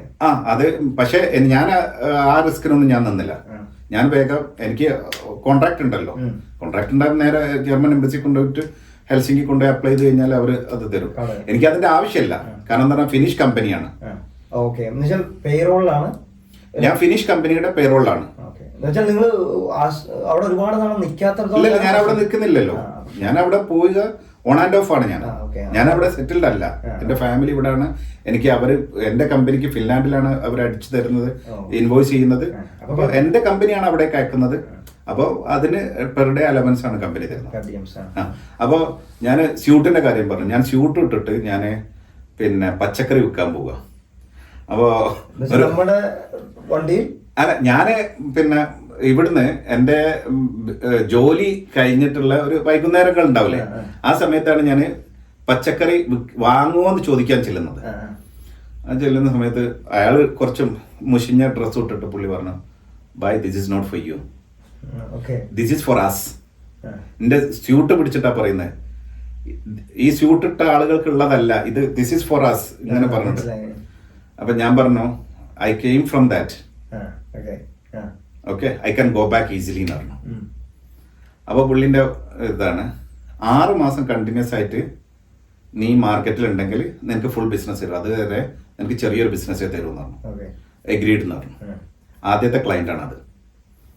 പിന്നെ തൊട്ടടുത്തൊരു കടക്കാരനോടും ചെന്ന് ചോദിച്ചു, അല്ല, ബംഗ്ലാദേശി കസ്റ്റമറാണ്, അവർ കട നടത്തുന്നതാണ്. അവര് പറഞ്ഞു, പിന്നെ കൺസിസ്റ്റൻസി ആണെങ്കിൽ ഞങ്ങൾ തരുമോ, എന്നാലും നിന്റെ അടുത്ത് നിന്ന് ഫുള്ള് ഞങ്ങൾ എടുക്കൂല എന്ന് പറഞ്ഞു. അപ്പോൾ എല്ലാ ബുധനാഴ്ച അല്ല വ്യാഴാഴ്ചയാണ് വെജിറ്റബിൾ വരിക. ആ സമയത്ത് എൻ്റെ ഫ്രണ്ടിൻ്റെ അടുത്തൊക്കെ ഞാൻ ആ വർക്കിൻ്റെ ഗ്യാപ്പിൽ പോയിട്ട് കാറിൽ ബാക്കിൽ ഡിക്കിയിൽ ഈ സാധനം ഈ 2 കസ്റ്റമർക്ക് മാത്രം ഞാൻ എടുത്തുകൊണ്ട് കൊടുക്കും. എന്നിട്ട് അവർക്ക് ബില്ല് ചെയ്യും. എന്നിട്ട് ആ പൈസ കിട്ടുന്നവരെ ഞാൻ എൻ്റെ സുഹൃത്തിന് അടിച്ചു കൊടുക്കും. അങ്ങനെയാണ് എൻ്റെ ബിസിനസ്സിൻ്റെ സ്റ്റാർട്ടിങ്. ആ ബിസിനസ് നിർത്തിക്കൊണ്ട് പിന്നെ ഞാൻ ജർമ്മനിക്ക് പോവുക. അപ്പോൾ ഈ കൊണ്ടു കൊടുക്കാൻ ഞാൻ എന്ത് ചെയ്തു, ഒരു ആഫ്രിക്കക്കാരനെ ഏർപ്പാടാക്കി. അതുപോലെ തന്നെ അതിൻ്റെ കൂടെ കൂടാൻ വേറൊരു പയ്യനെയും കൂടി, മലയാളി ആയിട്ടുള്ള ഒരു പയ്യനെയും കൂടി ആക്കി. അപ്പോൾ അവർ 2 പേരും എന്ത് ചെയ്യും, ഇത് കൊണ്ടു കൊടുക്കാൻ തുടങ്ങി. കുറച്ച് കൂടി ബിസിനസ് കുറച്ച് കൂടി. അത് 2 ഷോപ്പുമായി 6 മാസം കഴിഞ്ഞല്ലോ. അതോടുകൂടി അവര് എക്സ്പാൻഡ് ചെയ്തു. കാരണം അവര് തരേണ്ടി വന്നു. ഞാൻ ബിസിനസ് തന്നെ ഉണ്ട്. അപ്പോൾ അവര് തന്നു. അപ്പോൾ ഈ ആഫ്രിക്കക്കാരന് കൊണ്ടുപോയി സാധനം അവന്റെ വണ്ടിയിൽ അവന് റെന്റ് കൊടുക്കും, അവർലി റെന്റ് കൊടുക്കും. മറ്റേ എന്റെ സുഹൃത്തും നമ്മൾ ശരിക്കും പറഞ്ഞൊരു ലോജിസ്റ്റിക്സ് പാർട്ണർ പോലെയാണ്. അവിടെ ഞാൻ എന്ത് ചെയ്തു എന്ന് പറഞ്ഞാല്, ഞാൻ അവിടെ ഒരു ഇന്റർമീഡിയറ്റ് ആയിട്ട് നിന്നു. എന്റെ ഫ്രണ്ടിന്റെയും പിന്നെ ക്ലയന്റിന്റെ ഇടയിൽ ഞാനൊരു ഇന്റർമീഡിയറ്റ്. പക്ഷെ അവർക്ക് അറിയില്ല ഞാൻ ഇവന്റെ അടുത്ത് നിന്നാ വാങ്ങുന്നെന്നുള്ളത് അവർക്ക് അറിയില്ല. അവർക്ക് അല്ല, അവർക്ക് അത് സെല്ല് ചെയ്യാൻ പറ്റൂല. അല്ല, അവർക്ക് അവിടെ അവർ കോമ്പറ്റീറ്റർ അല്ലേ, ഓൾറെഡി മാർക്കറ്റിൽ എക്സിസ്റ്റഡ് ആണ് അവർ. അതെ. അപ്പൊ അവർക്ക് ഒരിക്കലും നേരിട്ട്, ഇപ്പൊ നിങ്ങൾ 2 പേരും ബിസിനസ് ചെയ്യുന്ന ആളാണ്, നിങ്ങൾ കോമ്പറ്റീറ്റേഴ്സാണ്. ഇവനാണ് പ്രൊഡക്റ്റ് ഇമ്പോർട്ട് ചെയ്യുന്നത്, ഇവന്റെ അടുത്തുനിന്ന് ഞാൻ വാങ്ങിയിട്ട് നിങ്ങൾക്ക് തരികയാണ്. പക്ഷെ നിങ്ങൾക്ക് മനസ്സിലാകുന്നില്ല അവൻ കൊണ്ടുവന്ന പ്രൊഡക്റ്റ് ആണെന്നുള്ളത്. ഇതാ ഞാൻ ചെയ്തത്. അതെനിക്ക് ഈ പൊളിറ്റിക്സിലും അങ്ങനെ ഒരു സ്ട്രാറ്റജി ഉണ്ടെന്ന് തോന്നുന്നു. പൊളിറ്റിക്സ് അല്ല, ഈ പറഞ്ഞ ബിസിനസ് ലാൻഡ്സ്കേപ്പിൽ ടൊയോട്ട, ലെക്സസ് അങ്ങനെയുള്ള അത് മാനുഫാക്ചറിങ് യൂണിറ്റിന്റെ അല്ലേ, അതെല്ലായിടത്തും ഉണ്ടല്ലോ. ഇപ്പൊ ഉദാഹരണത്തിന് മാനുഫാക്ചറിങ് യൂണിറ്റ് ഒറ്റ സ്ഥലം ഉണ്ടാവും. പിന്നെ ബ്രാൻഡിങ് അല്ലേ, അപ്പം നിങ്ങൾ തിന്നുന്ന അരിയില്ലേ, പല അരികളും. നിങ്ങൾ പറയും ആ ബ്രാൻഡ് നല്ലതാന്ന് അറിയും, ഈ ബ്രാൻഡ് കൊള്ളത്തില്ല എന്നറിയും. സംഭവം മിക്കവാറും ഈ ബ്രാൻഡ് എല്ലാ പ്രോഡക്റ്റും ഒറ്റ പ്രൊഡക്റ്റ് ആയിരിക്കും, ഒറ്റ പ്രൊഡക്റ്റ് ആയിരിക്കും, സെയിം പ്രൊഡക്റ്റ് ആയിരിക്കും, 2 പാക്കേജിങ്ങിൽ വരും. ഫീലിംഗ് ആ ബ്രാൻഡിങ്ങിന്റെ യെസ് യെസ്. അത് നമ്മൾ അത് മൈൻഡിനെ കൺട്രോൾ ചെയ്യുന്നതാണ്. അതെ അതെ. ചില ആളുകൾക്ക് അത് ഹൈ വാല്യൂ ആയിട്ടുള്ള ബ്രാൻഡാക്കി കൊടുത്തു കഴിഞ്ഞാൽ അവർക്ക് അതേ വാങ്ങാൻ പറ്റും, അത് നല്ല ക്വാളിറ്റി ആയിട്ട് തോന്നും. അതേ പ്രൊഡക്റ്റ് ആയിരിക്കും വേറെ പാക്കിൽ ഉണ്ടാവുക. എല്ലായിടത്തും ഉള്ളതാണ്. അപ്പോൾ അങ്ങനെ ആ ബിസിനസ് അങ്ങനെ കണ്ടിന്യൂ ചെയ്തു. പിന്നെ ഞാൻ യൂണിക്രെഡിറ്റിൽ നിന്ന് തിരിച്ച് വരുന്നൊരു രംഗമൊക്കെ ഉണ്ട്. അതായത് മക്കളെ പിന്നെ മൊത്തത്തിൽ അങ്ങോട്ട് മാറ്റണമെന്ന് പറഞ്ഞു, അതായത് ജർമ്മനിയിലേക്ക്. എൻ്റെ ബോസ് പറഞ്ഞു, പിന്നെ ഫ്രാങ്ക് എന്ന പുള്ളീൻ്റെ ഫേസ്ബുക്കിൽ പിന്നെ ലിങ്ക്ഡിനിലേക്ക് എൻ്റെ സുഹൃത്താണ്. എപ്പോഴും ആ പുള്ളി ഞാൻ എപ്പോഴും സംസാരിച്ചു. ഞാൻ എല്ലാവരുമായിട്ടും കണക്ഷൻ എപ്പോഴും നിലനിർത്തുന്ന ഒരാളാട്ടോ. എല്ലാ സമയത്തും അതെപ്പോഴും ഇടയ്ക്കിടയ്ക്ക് ഒരാളെ വെറുതെ ഒന്ന് വിളിച്ചേക്കും. ഫ്രാങ്കിനെ എനിക്ക് വിളിക്കേണ്ട ഒരു ആവശ്യമില്ല, പക്ഷെ ഞാൻ ഇടയ്ക്ക് വിളിക്കും. അതിൻ്റെ ഇടയ്ക്ക് ലെസ്ലി, എൻ്റെ ഏറ്റവും അടുത്ത ക്ലോസ് ആയിട്ടുള്ള ഫ്രണ്ട് ലെസ്ലി മരിച്ചുപോയി. പെട്ടെന്ന് എന്തോ എന്തോ വെയിനിൽ ഇവിടെ എവിടെ ഒരു ബ്ലോക്ക് കുടുങ്ങിയിട്ട് മരിച്ചുപോയി. അപ്പോൾ ഫ്രാങ്കിനും ആർക്കും അറിയില്ല. അപ്പോൾ അവരൊക്കെ ഞാൻ വിളിച്ചു പറഞ്ഞു, ഇങ്ങനെ ലെസ്ലി നോ മോർ എന്നും പറഞ്ഞിട്ട്. അതൊരു ഭയങ്കര സാഡ് ഇൻസിഡൻ്റ് ആയിരുന്നു. ഏറ്റവും അടുത്ത് നല്ലൊരു സുഹൃത്തായിരുന്നു, എപ്പോഴും വിളിക്കായിരുന്നു. പിന്നെ അതുപോലെ തന്നെ അവനും ഞാനും ഞങ്ങളൊരു പ്രോഡക്റ്റൊക്കെ ഡെവലപ്പൊക്കെ ചെയ്തിരുന്നു. പിന്നെ അതൊക്കെ പോയി അങ്ങനെ. അത് വേറൊരു സാഡ് ഇൻസിഡൻ്റാണ്. പറയുന്നത് മനസ്സിലാവും. പക്ഷെ നമ്മൾ നേരത്തെ സംസാരിച്ചുകൊണ്ടിരുന്ന ആൾക്കാർ പെട്ടെന്ന് മരിച്ചു എന്ന് പറയുമ്പോൾ നമുക്ക് ആ ഒരു മൊമെന്റിൽ ഉണ്ടായിരുന്നു, പക്ഷെ പെട്ടെന്ന് ആൾ പോയി എന്ന് പറയുന്നത്. അതെ അതെ. ഇപ്പം ചില സമയത്ത് സിറ്റുവേഷൻ വളരെ ബുദ്ധിമുട്ടുള്ള സിറ്റുവേഷനിലൊക്കെ ലെസിനെ വിളിച്ചു കഴിഞ്ഞാൽ ഭയങ്കര ഒരു ഹീലിംഗ് ആയിരുന്നു. വീട്ടിൽ ഞങ്ങൾ ഫാമിലിയൊക്കെ ആയിട്ട് ഭയങ്കര അറ്റാച്ച്ഡ് ആയിരുന്നു. ആ മരിക്കുന്നതിൻ്റെ തൊട്ട് മുൻപ് എൻ്റെ മോനെ പറ്റി പ്രത്യേകമായിട്ട് എടുത്തു ചോദിച്ചിരുന്നു. പിന്നെ അവൻ്റെ മോളെ പറ്റി പറഞ്ഞു. അങ്ങനെ ഒത്തിരി ഞങ്ങൾ ഭയങ്കര ഫാമിലി ബോണ്ടുള്ള ആളുകളായിരുന്നു. അപ്പോൾ പിന്നെ ഫ്രാങ്ക് അങ്ങോട്ട് പിന്നെ ഫാമിലിനെയൊക്കെ ഷിഫ്റ്റ് ചെയ്യാൻ പറഞ്ഞു. അപ്പം ഞാൻ മക്കളെ എല്ലാവരെയും അങ്ങോട്ട് കൊണ്ടുപോയി. അങ്ങനെ എന്നിട്ട് അവരോട് എക്സ്പീരിയൻസ് ചെയ്യാൻ പറഞ്ഞു. ഏത് പിന്നെ ജർമ്മനി, പുതിയ നാട്, മ്യൂണിക്കാണ്. അപ്പോൾ ഇവർ കാണുന്നത് അവിടെ ചെന്ന സമയത്ത് ഈ ബോട്ടിലിൽ ഞാൻ വെള്ളം വാങ്ങിക്കൊണ്ട് വെച്ചിരിക്കുന്നത്. അപ്പോൾ മോള് ചോദിക്കുന്ന ചോദ്യം, ടാപ്പിലെ വാട്ടർ കുടിച്ചൂടെന്നാണ്. ആ മോള് അന്ന് എനിക്ക് തോന്നുന്നത് അവള് ഡേ കെയറിൽ പഠിച്ചുകൊണ്ടിരിക്കുക. ചെറിയ കൊച്ചു 3 വയസ്സാണ്. അപ്പം ഞാൻ പറഞ്ഞു, ടാപ്പ് വാട്ടർ കുടിക്കാൻ പറ്റില്ല അവിടെ എന്ന് പറഞ്ഞു. അങ്ങനെ പിന്നെ ഈ ബോട്ടിലെ വാട്ടർ അവിടെ കുളിച്ചു. അവൾക്കത് ഇഷ്ടമായില്ല. അങ്ങനെ പിന്നെ കുറേ ദിവസം കഴിഞ്ഞു. അങ്ങനെ തിരിച്ചു പോന്നു, മക്കൾ തിരിച്ചു പോന്നു. അപ്പോൾ ബോസ് ചോദിച്ചു, സ്കൂളിൻ്റെ അഡ്മിഷനൊക്കെ നോക്കട്ടെ എന്ന് ചോദിച്ചു. അപ്പം ഞാൻ മക്കളോട് ചോദിച്ചു എന്താ ചെയ്യേണ്ടതെന്ന്. മക്കൾ പറഞ്ഞു അവിടുത്തെ വാട്ടർ ക്വാളിറ്റി നല്ലതല്ല.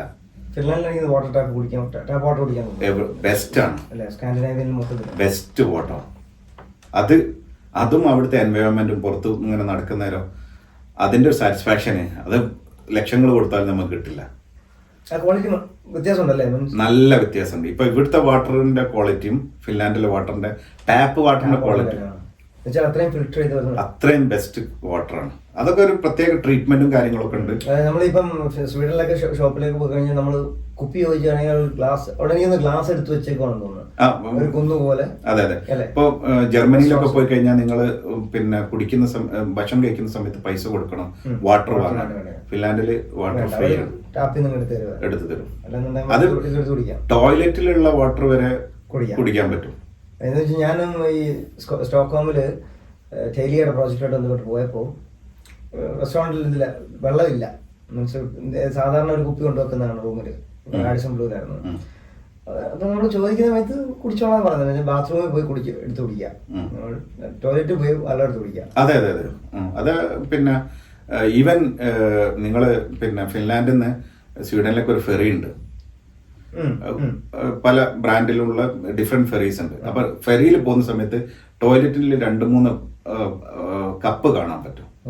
നിങ്ങൾക്ക് അവിടെ നിന്ന് വേണമെങ്കിൽ ആ ടോയ്ലറ്റിലുള്ള വെള്ളം എടുത്തിട്ട് ടൈപ്പുള്ള വെള്ളം എടുത്തിട്ട് കുടിക്കുക. അതിൽ 2 ഭാഗമുണ്ട്. ഒന്ന് റൈറ്റിലോട്ടും ലെഫ്റ്റിലോട്ടും. ലെഫ്റ്റിലോട്ട് നല്ല ഹോട്ട് വാട്ടർ ആയിരിക്കും, അത് കുടിക്കരുത്.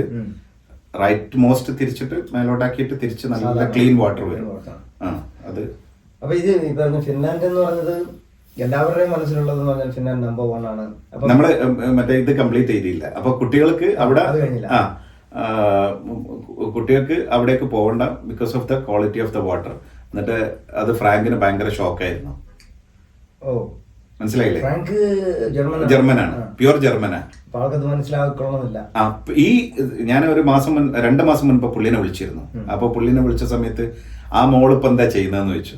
അപ്പൊ ഞാൻ പറഞ്ഞു മോള് ഇങ്ങനെയൊക്കെ ആയിട്ടുണ്ട്, ഇത്രയും നല്ല സ്കൂളിലൊക്കെ പഠിക്കുന്നുണ്ടെന്ന് പറഞ്ഞു. ഷീ ഡിസേർവ് എന്ന് പറഞ്ഞു. അത്രയും ചെറുപ്പത്തിൽ അവളെങ്ങനെ ഡിഫറൻഷിയേഷൻ നിന്നിട്ട് വേണ്ട, അതായത് പിന്നെ എന്റെ നല്ലൊരു ജോലി, നല്ലൊരു പിന്നെ ഇതൊക്കെയാണ് ഓഫർ ചെയ്തത്, അതൊന്നും വേണ്ടാന്ന് പറഞ്ഞിട്ട് വെള്ളത്തിന്റെ മേളിൽ പോയി. പിന്നെ അതുമല്ല, ഞാൻ തിരിച്ച് ഫിൻലാൻഡിലേക്ക് പോകുന്നെന്ന് പറഞ്ഞാല് എന്റെ ശമ്പളത്തിന്റെ ഒരു ചെറിയൊരു ഭാഗം മാത്രം ശമ്പളം വാങ്ങിയിട്ടാണ് പിന്നെ ഞാൻ തിരിച്ചെന്റെ ഓൺ ബിസിനസ്സിലേക്ക് പോകുന്നത്. എന്നിട്ട് അതില് ഫാമിലി നിൽക്കാൻ റെഡി ആവുകയാണ്. അപ്പൊ ഞാൻ ജർമ്മൻ ഒഴിവാക്കിയിട്ട് പിന്നെ എൻ്റെ സുഹൃത്ത് പറഞ്ഞു അവന് ഈ ബിസിനസ് കുറച്ച് വലുതായി. അപ്പൊ എൻ്റെ ഫ്രണ്ട് പറഞ്ഞു അവനെ കൊണ്ട് ഒറ്റക്ക് മാനേജ് ചെയ്യാൻ പറ്റുന്നില്ല, ഒന്നെങ്കിൽ ഒരാളെ ഹയർ ചെയ്യണം, അല്ലെങ്കിൽ പിന്നെ ഞാൻ കംപ്ലീറ്റ് ബിസിനസ്സിൽ പോകണം, ഞാൻ മാനേജ് ചെയ്തോളാം, അതല്ലെങ്കിൽ ഞാനും കൂടി ബിസിനസ്സിലേക്ക് വരണം, ഫുൾ ടൈം വരണം. അപ്പം എൻ്റെ കുറേ ഇൻവെസ്റ്റ്മെന്റും കാര്യങ്ങളും ഉണ്ട്. അപ്പം തിരിച്ചു വരാൻ തീരുമാനിച്ചു. അതേസമയത്ത് എൻ്റെ മോൻ്റെ ടീച്ചർ ഒരു പിന്നെ അന്ന് മോനെ ഫസ്റ്റ് ഗ്രേഡോ സെക്കൻഡ് ഗ്രേഡോ. അപ്പോൾ പിന്നെ ടീച്ചർ ചോദിച്ച ചോദ്യമുണ്ട്, എന്തിനാണ് പിന്നെ കുറേ പൈസ ഓക്കെ ഈ കുട്ടിക്ക് നിന്നെ ആവശ്യമുണ്ടെങ്കിൽ അവന് എന്നെ മിസ്സാവുന്നുണ്ട്. അപ്പോൾ ഇതെല്ലാം കൂടി ഒരു ഇത് വന്ന സമയത്ത് ഞാൻ എന്ത് ചെയ്തു, തിരിച്ച് ഫിൻലാൻഡിലേക്ക് വളരെ ബെയർലി മിനിമം സാലറിയിൽ തിരിച്ചു വരികയാണ്. അത് കുറേ കാലം ആ ശമ്പളത്തിലാണ് ഞാൻ കണ്ടിന്യൂ ചെയ്തത്. അപ്പോൾ പിന്നെ ഒരു ബിസിനസ്സുകാരനെന്ന് പറഞ്ഞാൽ എത്രയോ കൊല്ലങ്ങളോളം നമ്മൾ എന്ത് ചെയ്യണം, സാക്രിഫൈസ് ചെയ്യണം. പല കാര്യങ്ങളും പലതും സാക്രിഫൈസ് ചെയ്തിട്ടുണ്ട്, ഒത്തിരി നഷ്ടങ്ങൾ. അതായത് ഈ സമയം കൊണ്ട് ഞാനൊരു ജോലിയിൽ എൻ്റെ IT ആയിട്ട് ബന്ധപ്പെട്ട ജോലിയിലായിരുന്നെങ്കിൽ ലൈഫ് വേറൊരു ലെവലിലായിരിക്കും. പക്ഷെ വേറൊന്നുണ്ട്, ഈ ബിസിനസ് തുടങ്ങിയതിന്റെ കാരണത്താൽ ഒത്തിരി ഫാമിലികൾക്ക് അവർക്ക് സ്വപ്നം കാണാൻ പറ്റി, കുറെ കുട്ടികൾക്ക് പഠിക്കാൻ പറ്റി. അതിന് എനിക്ക് ഏറ്റവും വലിയൊരു എക്സാമ്പിൾ, ഒരു തവണ എൻ്റെ ഒരു സുഹൃത്ത്, എനിക്ക് സപ്ലയർ ആയിട്ടുള്ള ഒരാളുണ്ട്, ഒരു ഡച്ചുകാരനാണ്. പുള്ളി പോയിട്ട് ഒരു വീഡിയോ എടുത്തിട്ട് ഒരു ലൈവ് കോളിൽ വന്നിട്ട് എന്നോട് പറഞ്ഞു, ഷമീർ ഞാനും എൻ്റെ ബ്രദർ ഉണ്ട് ഹക്കീം എന്ന് പറയും, അവനാണ് ഇവിടുത്തെ സെയിൽസും കാര്യം. ഹക്കീമിനറിയാം, ഹക്കീമാണ് പിന്നെ സെയിൽസ് ആ ബിസിനസ് ഒരു നെക്സ്റ്റ് ലെവലിലേക്ക് എടുത്തു വെക്കുന്നത്. കാരണം പുള്ളിക്ക് ആ സ്കില്ലുണ്ട്, ഒടുക്കത്തെ സ്കില്ല ബിസിനസ് സെല്ല് ചെയ്യുന്നില്ല. അങ്ങനെയാണല്ലോ ഇവനെയൊക്കെ പിടിക്കുന്നത്. എന്താ ഗുൽസാറിനൊക്കെ അല്ലേ, ഗുൽസാർ ഹക്കീം ഒരു ഭയങ്കര ലെവലല്ലേ. ഞാൻ ഒരു ദിവസം മീറ്റ് ചെയ്തിട്ടുള്ളൂ, പക്ഷെ ഒരു ദിവസം എനിക്ക് മനസ്സിലായി ആ ഒരു സ്കില്ല് എന്ന് വെച്ചാൽ ഒരു സർട്ടൺ സ്കില്ല് അതിനകത്ത് മാത്രമുണ്ട്. അതെ അതെ, ബാക്കിയുള്ളതിലേക്ക് ഭയങ്കര ഷാർപ്പാണ്. അതെ അതെ, സെല്ലിംഗ് പോയിന്റിൽ അവർ അടിപൊളിയാണ്. ഡീല് ക്ലോസ് ചെയ്തിട്ട് വരും. അപ്പോൾ നിങ്ങൾ ചെയ്യുന്നതിൻ്റെ, നിങ്ങളെ ഹാർഡ് വർക്കിന്റെ എഫേർട്ട് കിട്ടുന്നത് ഈ കാണുന്ന കുട്ടികൾക്കാന്ന് പറഞ്ഞാൽ അതിലും വലിയ ഇതുണ്ട്. അത് എവിടെയുള്ള മെക്സിക്കോയിലെ ഏതോ കുഗ്രാമത്തിലുള്ള പിന്നെ പച്ചക്കറി വളർത്തുന്ന കുട്ടികൾ, ലോകത്തിന്റെ എവിടെ ആണെങ്കിലും ഈ പിന്നെ കൃഷിക്കാർ കഷ്ടപ്പെട്ട ആളുകളാണ്. അത് നിങ്ങൾ പിന്നെ ഇന്ത്യയിലെടുത്താലും മെക്സിക്കോയിലെടുത്താലും തായ്ലൻഡിലെടുത്താലും സ്പെയിനിലെടുത്താലും മനസ്സിലായേ, മഴയൊക്കെ വന്നു കഴിഞ്ഞാൽ ക്രോപ്പ് പോകും. എനിക്കൊരു കഥ ഉണ്ട്. ഒരു തവണ പിന്നെ സ്പെയിനിൽ നിന്ന് ഒരാൾ എന്നെ വിളിച്ചിട്ട്, ഷമീറെ നല്ല മഴ ആയിരുന്നു, ഞങ്ങളടുത്ത് പിന്നെ ക്രോപ്പൊക്കെ നഷ്ടപ്പെട്ടു, എൻ്റെ അടുത്ത് 2 പാലറ്റ് ഉണ്ട്, ഇതൊന്ന് കൊണ്ടുപോയി വിറ്റ് തരുമെന്ന് വെച്ചു. മനസ്സിലായില്ലേ? കാരണം കഷ്ടപ്പാട് കൊണ്ട് പറയാണ്. അത് നമ്മളെടുത്ത് കൊണ്ടുവന്നു, അതിൽ കുറച്ച് വെള്ളം വന്നു കഴിഞ്ഞാൽ സ്പെയിനിൽ നിന്ന് ഇവിടെ എത്തുമ്പോഴേക്കന്നെ ഒരുവിധം റെഡി ആവുകയും ചെയ്യും. എടുത്തു കൊണ്ടുവന്ന് വിറ്റു, അവർക്ക് പൈസയും കൊടുത്തു. അങ്ങനെ ഇതൊക്കെയാണ്. ഇതൊരു ശരിക്കും ഒരു ബിസിനസ് ആകുന്ന സമയത്ത് എന്താവുന്ന പറഞ്ഞാൽ കുറേ, അതാണ് നമ്മളെ സാറ്റിസ്ഫാക്ഷൻ. മനസ്സിലായില്ലേ? അവസരങ്ങൾ കൊടുക്കുക. അതായത് നമ്മൾ നേരത്തെ പറഞ്ഞ പോലെ ഒരു വർക്ക് ആയിരുന്നെങ്കിൽ നമ്മുടെ ഫാമിലി രക്ഷപ്പെടും. ഞാനും എൻ്റെ ഫാമിലിയും വളരെ ഹാപ്പി എന്ന് പറഞ്ഞാൽ മതിയാവില്ല, എക്സ്ട്രീംലി ഹാപ്പി ആയിരിക്കും. പക്ഷെ നിങ്ങൾ നോക്കൂ, ഈ ഒരു ബിസിനസ് വന്നതോടുകൂടി എൻ്റെ കുടുംബത്തിലുള്ള ഇവർക്കൊക്കെ എന്തായി, സ്ട്രഗിൾ ഉണ്ട്. എല്ലാവരും ഹാപ്പിയാണെന്നല്ല ഞാൻ പറയുന്നത്. കഷ്ടപ്പാട് ഇപ്പോഴും അവരെല്ലാവരും നല്ല കഷ്ടപ്പാടിലാണ്. ഇപ്പൊ മോള് വിളിച്ചല്ലോ കുറച്ച് മുൻപ്, അവരൊക്കെ ഇപ്പൊ സ്റ്റോക്ക് എടുത്തുകൊണ്ടിരിക്കുക എൻഡ് ഓഫ് ദി ഇയർ. അത് പെങ്ങളെ മോളാണ് വിളിച്ചിരുന്നത്. പിന്നെ ഏട്ടന്റെ മോളുണ്ട്, അവരൊക്കെ ഇവിടെ പഠിച്ചുകൊണ്ടിരിക്കുക. യുക്രൈൻ മെഡിസിന് പഠിക്കാൻ പോയി അവരെ പിന്നെ ഫിൻലാൻഡിലേക്ക് കൊണ്ടുവന്നു. അപ്പോൾ പിന്നെ അപ്പൊ അവര് പഠിക്കുക, പാർട്ട് ടൈം നമ്മളെ ഇതിൽ ഓർഗനൈസേഷനിൽ ഇത് ഉണ്ടായിട്ടില്ല അവർക്ക് ചെയ്യാൻ പറ്റിയത്. അപ്പോൾ അതാണ് എൻ്റെ ഇന്നുള്ള ഏറ്റവും വലിയ അഡ്വാൻറ്റേജ് എന്ന് പറയുന്നത്. ഇപ്പോഴത്തെ കാലത്ത് ഈ പറഞ്ഞ സ്വാർത്ഥതയുടെ പുറകെയാണ് ഓടുന്നതെന്നൊക്കെ സിനിമ ഡയലോഗ് വരുന്നത് ശരിക്കും പറഞ്ഞാൽ ശരിക്കും യാഥാർത്ഥ്യമാണ്. എന്ന് വെച്ചാൽ എനിക്കുണ്ടെങ്കിൽ എനിക്കത് മതി, എനിക്ക് മറ്റുള്ള ഇപ്പൊ യൂറോപ്പിലേക്ക് വരുന്ന പൊതുവെ എല്ലാവരുടെയും എന്ന് പറഞ്ഞാൽ ഒരു പ്രൈവറ്റ് ലൈഫിലേക്ക് മാറുന്നതാണ്. എന്ന് വെച്ചാൽ ഞാൻ, എൻ്റെ ഫാമിലി, എൻ്റെ റൂം, അതിൻ്റെ അപ്പുറത്തേക്ക് വേറെ ഒന്നുമില്ല. ഒരു കമ്മ്യൂണിറ്റിയിലേക്ക് പോലും പോകാൻ താല്പര്യമില്ലാതെ ഇങ്ങനെ ഇരിക്കുന്നതാണ്. അതാണ് ഈ പറഞ്ഞ കൂടുതൽ ആൾക്കാരും ഇന്ത്യയിൽ നിന്ന് ഇങ്ങോട്ട് വരുന്നത് ഒരു സേഫ് ആയിട്ടുള്ള സ്ഥലം നോക്കിയിട്ടാണ്. അപ്പോൾ ഇവർക്ക് എന്താണ്, ഞങ്ങൾക്ക് രാവിലെ വൈകി പോകണം, പണിയെടുക്കണം, ശമ്പളം വാങ്ങിക്കണം, അവരുടെ ലൈഫ് സെറ്റ് ചെയ്യണം എന്ന് മാത്രമേ ഉള്ളൂ. അല്ലാതെ മറ്റുള്ളവർക്കൊരു സൊസൈറ്റിക്ക് വേണ്ടിയിട്ട് ഒരു കോൺട്രിബ്യൂഷൻ ചെയ്യണം എന്നൊരു താല്പര്യമൊന്നുമില്ല. അത് ഒന്നുകിൽ അവർ മനസ്സിലാക്കാത്തതിന്റെ പ്രശ്നമാണ്. അത് അവര് ഒരാൾ എല്ലാ സാഹചര്യത്തിലൂടെയും വളർന്ന ആളുകൾക്ക് ചിലപ്പോൾ സൊസൈറ്റിനെ പറ്റി മനസ്സിലാക്കണമെന്ന് കഴിയില്ല, അവർക്ക് അറിയില്ല. എന്റെയൊക്കെ വളർച്ച എന്ന് പറഞ്ഞിട്ടാണെങ്കിൽ അതങ്ങനല്ല, ഒരു ഡിഫറെന്റ് ആണ്. കഷ്ടപ്പെട്ട് ചെറുപ്പം മുതലേ അധ്വാനിച്ച് വളർന്ന ഒരാളാണ് ഞാൻ. അതായത് സെൽഫ് മെയ്ഡ് എന്ന് പറയാം. 7ാം ക്ലാസ്സിലാവുന്ന സമയത്ത് ഞാനും എൻ്റെ ഏട്ടനും ഞങ്ങളെ വീടിന്റെ അവിടെ വെച്ചിട്ട് കല്ലിങ്ങനെ വെട്ടും. അതായത് ഞങ്ങളെ ലാൻഡിൽ ഇത്തിരി കല്ലുണ്ട്, ചെങ്കല്ല്. ഇത് വെട്ടിക്കഴിഞ്ഞാൽ വൈകുന്നേരം ഞങ്ങൾ ഇതെടുത്തിട്ട് തലയിൽ വെച്ചിട്ട് 30 കിലോ ഉണ്ട്. ഞാൻ 7th ഗ്രേഡാ. നിങ്ങൾക്ക് എൻ്റെ ഏകദേശം ഹൈറ്റും വെയിറ്റും ഒക്കെ മനസ്സിലാവും. ഈ കല്ലെടുത്തിട്ട് കൊണ്ടുപോയി ഒരു വീട്ടിൽ കൊണ്ടുപോയി കൊടുക്കും. 10 എണ്ണം എന്നെ കൊണ്ടാവും. 5 റുപ്യ കിട്ടും 10 എണ്ണത്തിന്. ഒന്നിന് 50 പൈസ. അങ്ങനെ കഷ്ടപ്പെട്ട് അങ്ങനെ അവർക്ക് അറിയാൻ പറ്റും എങ്ങനെയാണ് ബാക്കിയുള്ള സൊസൈറ്റി. ഇപ്പൊ നേരത്തെ പറഞ്ഞ ആഫ്രിക്കൻ സൊസൈറ്റിയുടെ അറിയണമെങ്കിൽ നമ്മൾ അത്രയും സിറ്റുവേഷനിലൂടെ പോകണം. അതല്ല നമ്മൾ ഈ പറഞ്ഞൊരു പഴം കഴിച്ചുകൊണ്ടിരിക്കുമ്പോൾ നമുക്ക് അവരെ കുറിച്ച് ആലോചിക്കാൻ പറ്റുന്നില്ലെങ്കിൽ അത് ആ പണിക്ക് പോയിട്ടില്ല. കറക്റ്റ്. ഇനിയിപ്പോ ഗുൽസാറിനെ പറ്റി ചോദിച്ചോളൂ. എന്താണ് ഗുൽസാറും ഞാനും എങ്ങനെ ബന്ധപ്പെടുന്നത്, പിന്നെ ഗുൽസാർ ഞങ്ങളെ കൂടെ ആവുന്നത്, അതൊരു കഥ അല്ലെ? അതൊക്കെ ശരിക്കും നിങ്ങളെ എന്നോട് സംസാരിച്ചു കഴിഞ്ഞാൽ ദിവസങ്ങളോളം നമുക്ക് സംസാരിക്കാനുണ്ട്.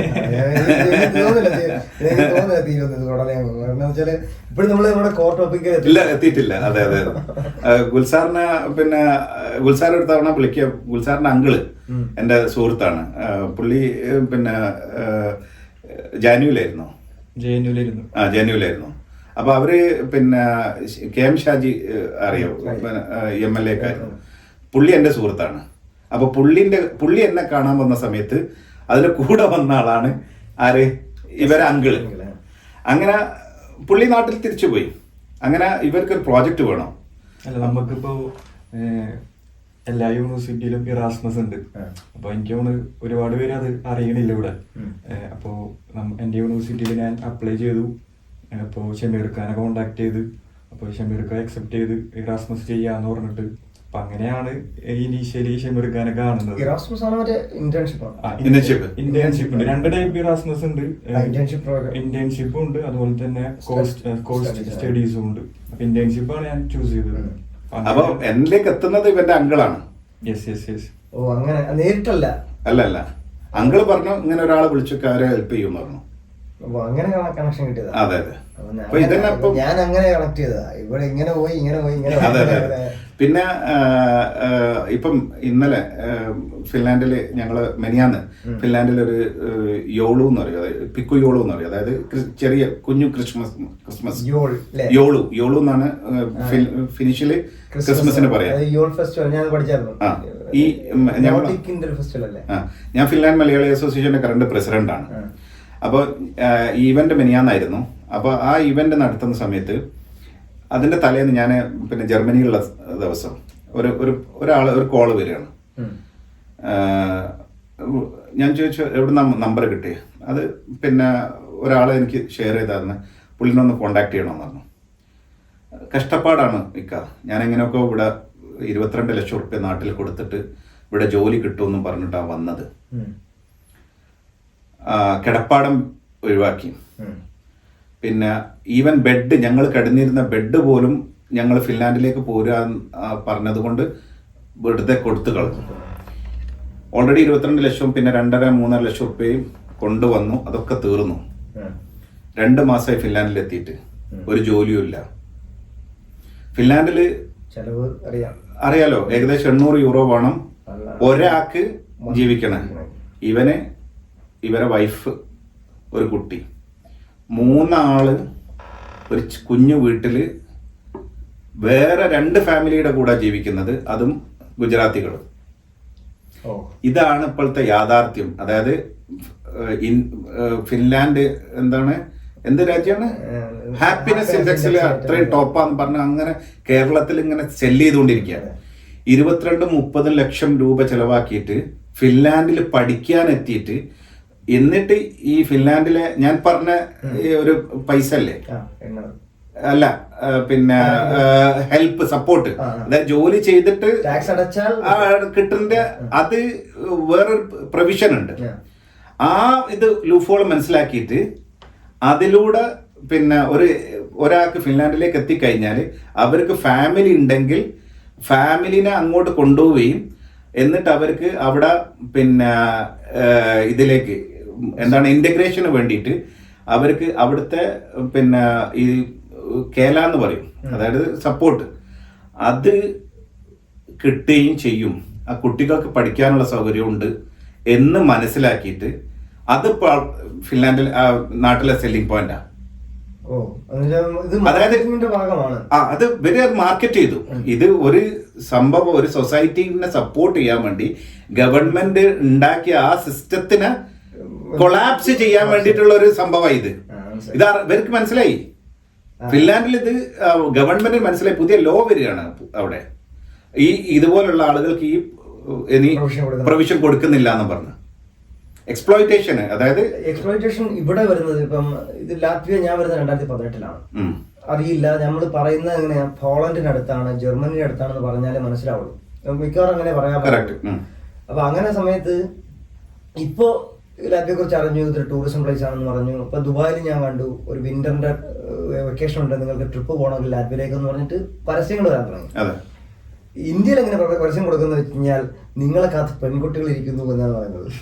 എന്നുവെച്ചാൽ ആ പെൺകുട്ടികൾക്ക് ആൺകുട്ടികളെ കിട്ടുന്നില്ല, പോപ്പുലേഷനിൽ സ്ത്രീകളാണ് കൂടുതൽ, നിങ്ങൾക്ക് ഷോർട്ടേജ് ഓഫ് മെൻ. ഞാൻ വായിച്ചു അതെ, അത് മാർക്കറ്റിംഗ് ആണ്. ഇത് നോർത്ത് ഇന്ത്യയിൽ നടക്കുന്ന ഒരു സാധനമാണ്. അത് നിങ്ങൾ പോയാൽ നിങ്ങൾക്ക് അവിടുത്തെ സിറ്റിസൺഷിപ്പ് കിട്ടും, കാരണം പെൺകുട്ടികൾ നിങ്ങളെ വെയിറ്റ് ചെയ്യുന്നു എന്നുള്ള സാധനം. അത് ഇവിടെ സർക്കുലേറ്റ് ചെയ്തു.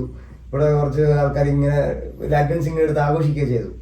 എന്നുവെച്ചാൽ മാർക്കറ്റിംഗ് ചില ടീമുകൾ കൊടുക്കുന്നതാണ്, നിങ്ങൾക്ക് ഇങ്ങനെ അവസരം കിട്ടും. അവർക്ക് മാർക്കറ്റിംഗ് ചെയ്യണമെങ്കിൽ ഒരു വ്യത്യസ്തമായ സാധനങ്ങൾ, പെണ്ണുങ്ങൾ എന്നൊക്കെ പറഞ്ഞാൽ ഓക്കെ ഈസി ആയിട്ട് നാട്ടിൽ ഏറ്റവും വലിയ സെല്ലിംഗ് പോയിന്റ് സെക്സ് എന്ന് പറഞ്ഞാൽ. അപ്പൊ യൂറോപ്പിൽ നിങ്ങൾക്ക് വേണ്ടിയിട്ട് ഇത്രയും അവസരമുണ്ട്. നേരത്തെ അതുകൊണ്ട് ഞാൻ ചോദിച്ചത് ജർമ്മനിയിലേക്ക് പോയാൽ നമുക്ക് വർക്ക് ചെയ്യാൻ പറ്റുമെന്ന് ചോദിച്ചത്. പക്ഷെ അത് പറഞ്ഞത് ശരിയാണ്, കാരണം ഇവിടെ പോപ്പുലേഷനിൽ സ്ത്രീകളാണ് കൂടുതൽ. പക്ഷെ അതിലെനിക്ക് ഒരു 60 to 80 ഏജ് ആ ഒരു കാറ്റഗറിയാണ് പെണ്ണുങ്ങളോട് ഒരുപാട് നിൽക്കുന്നത്. വുമൻ പോപ്പുലേഷൻ കൂടുതലുള്ളത് ഇവിടെ തന്നെയാണ്.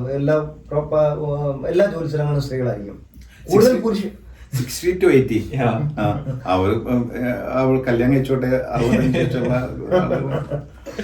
കൂടുതൽ ഈ പറഞ്ഞ ചെറുപ്പക്കാർ മറ്റുള്ള രാജ്യങ്ങൾ, സ്കാൻഡിനേവിയൻ രാജ്യങ്ങളിലേക്കും മറ്റുള്ള റീജിയനിലേക്കും പോകുന്നുണ്ട്. കാരണം ഇവിടെ നിന്ന് ആളുകൾ പറഞ്ഞിട്ട് വേണ്ട, താല്പര്യമില്ല, പോവാന്ന് പറഞ്ഞിട്ട് പോവാം. അപ്പൊ അങ്ങനെ പോലെ ഈ പറഞ്ഞ പോലെ എക്സ്പ്ലോയിറ്റേഷൻ നടക്കുന്നുണ്ട് മാർക്കറ്റിംഗിൽ.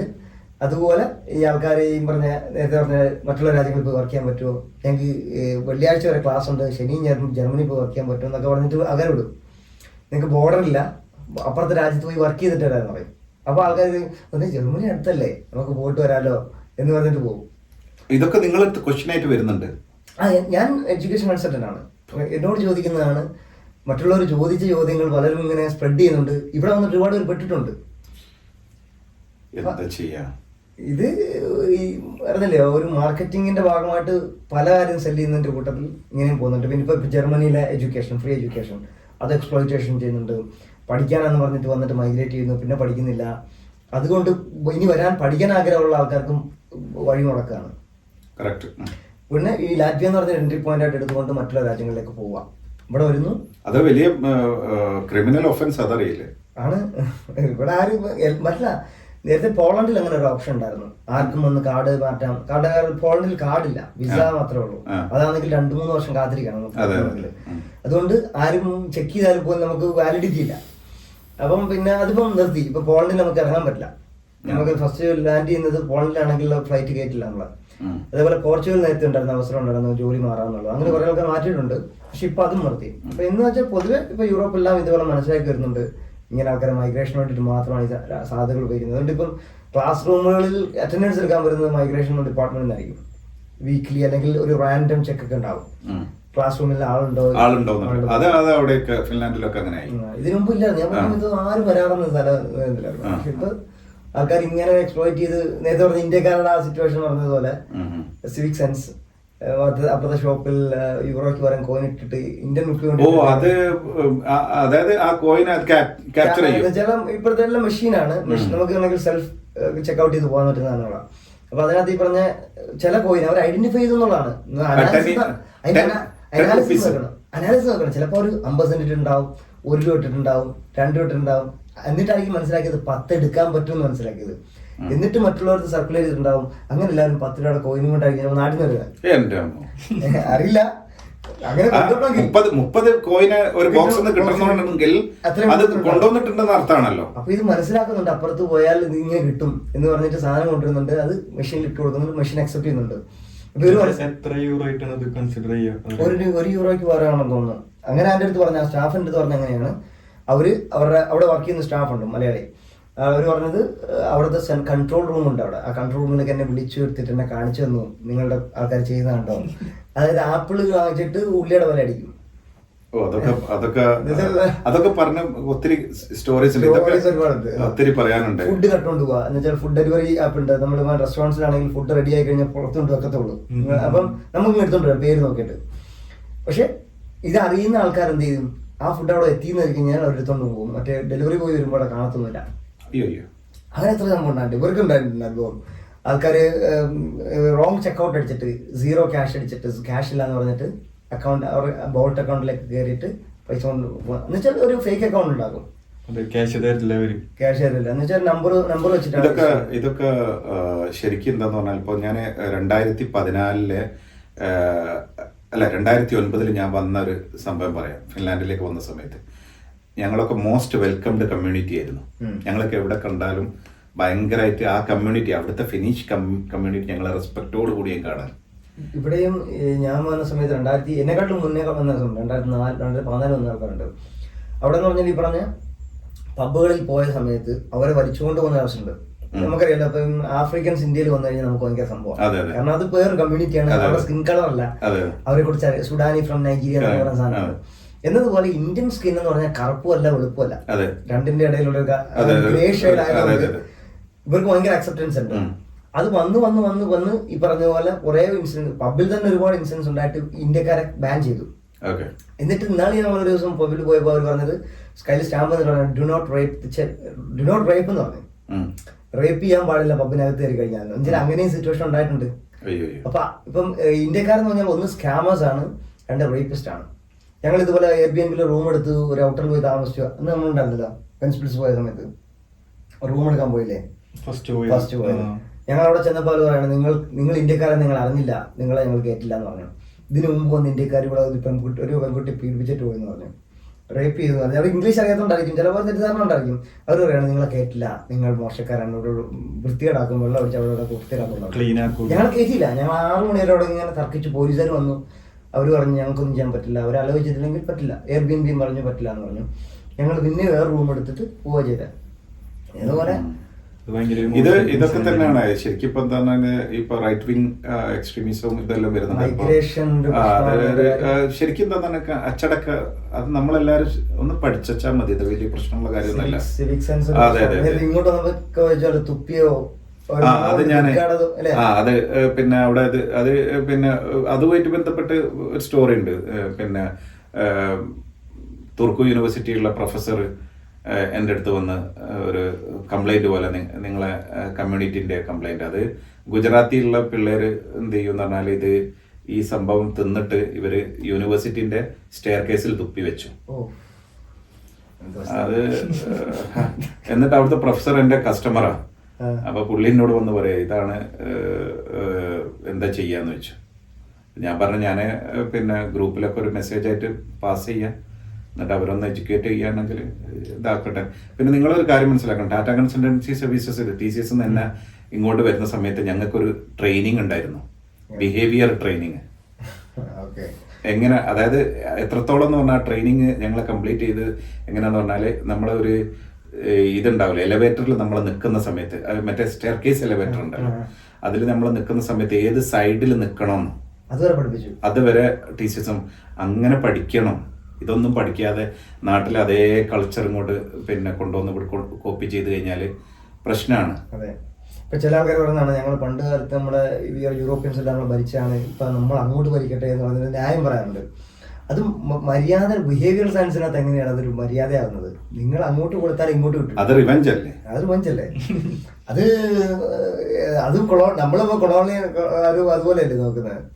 ഇതെന്ന് പറഞ്ഞാൽ ഒരു ഭരണാധികാരി ചെയ്തിട്ടുണ്ടാവും, പക്ഷെ ആ നാട്ടുകാർ എന്ത് ചെയ്തിട്ടുണ്ടാവും അല്ലേ? ഇപ്പം ഈ നമ്മൾക്കൊരു സൊസൈറ്റിയിൽ ജീവിക്കണമെങ്കിൽ നമ്മൾ ആൾക്കാരെ കാണുമ്പോൾ ചില ആൾക്കാർ ഇങ്ങനെ മൂക്ക് പൊത്തിപ്പോറുണ്ട്, സ്മെല്ലാണെന്ന് പറഞ്ഞിട്ട്.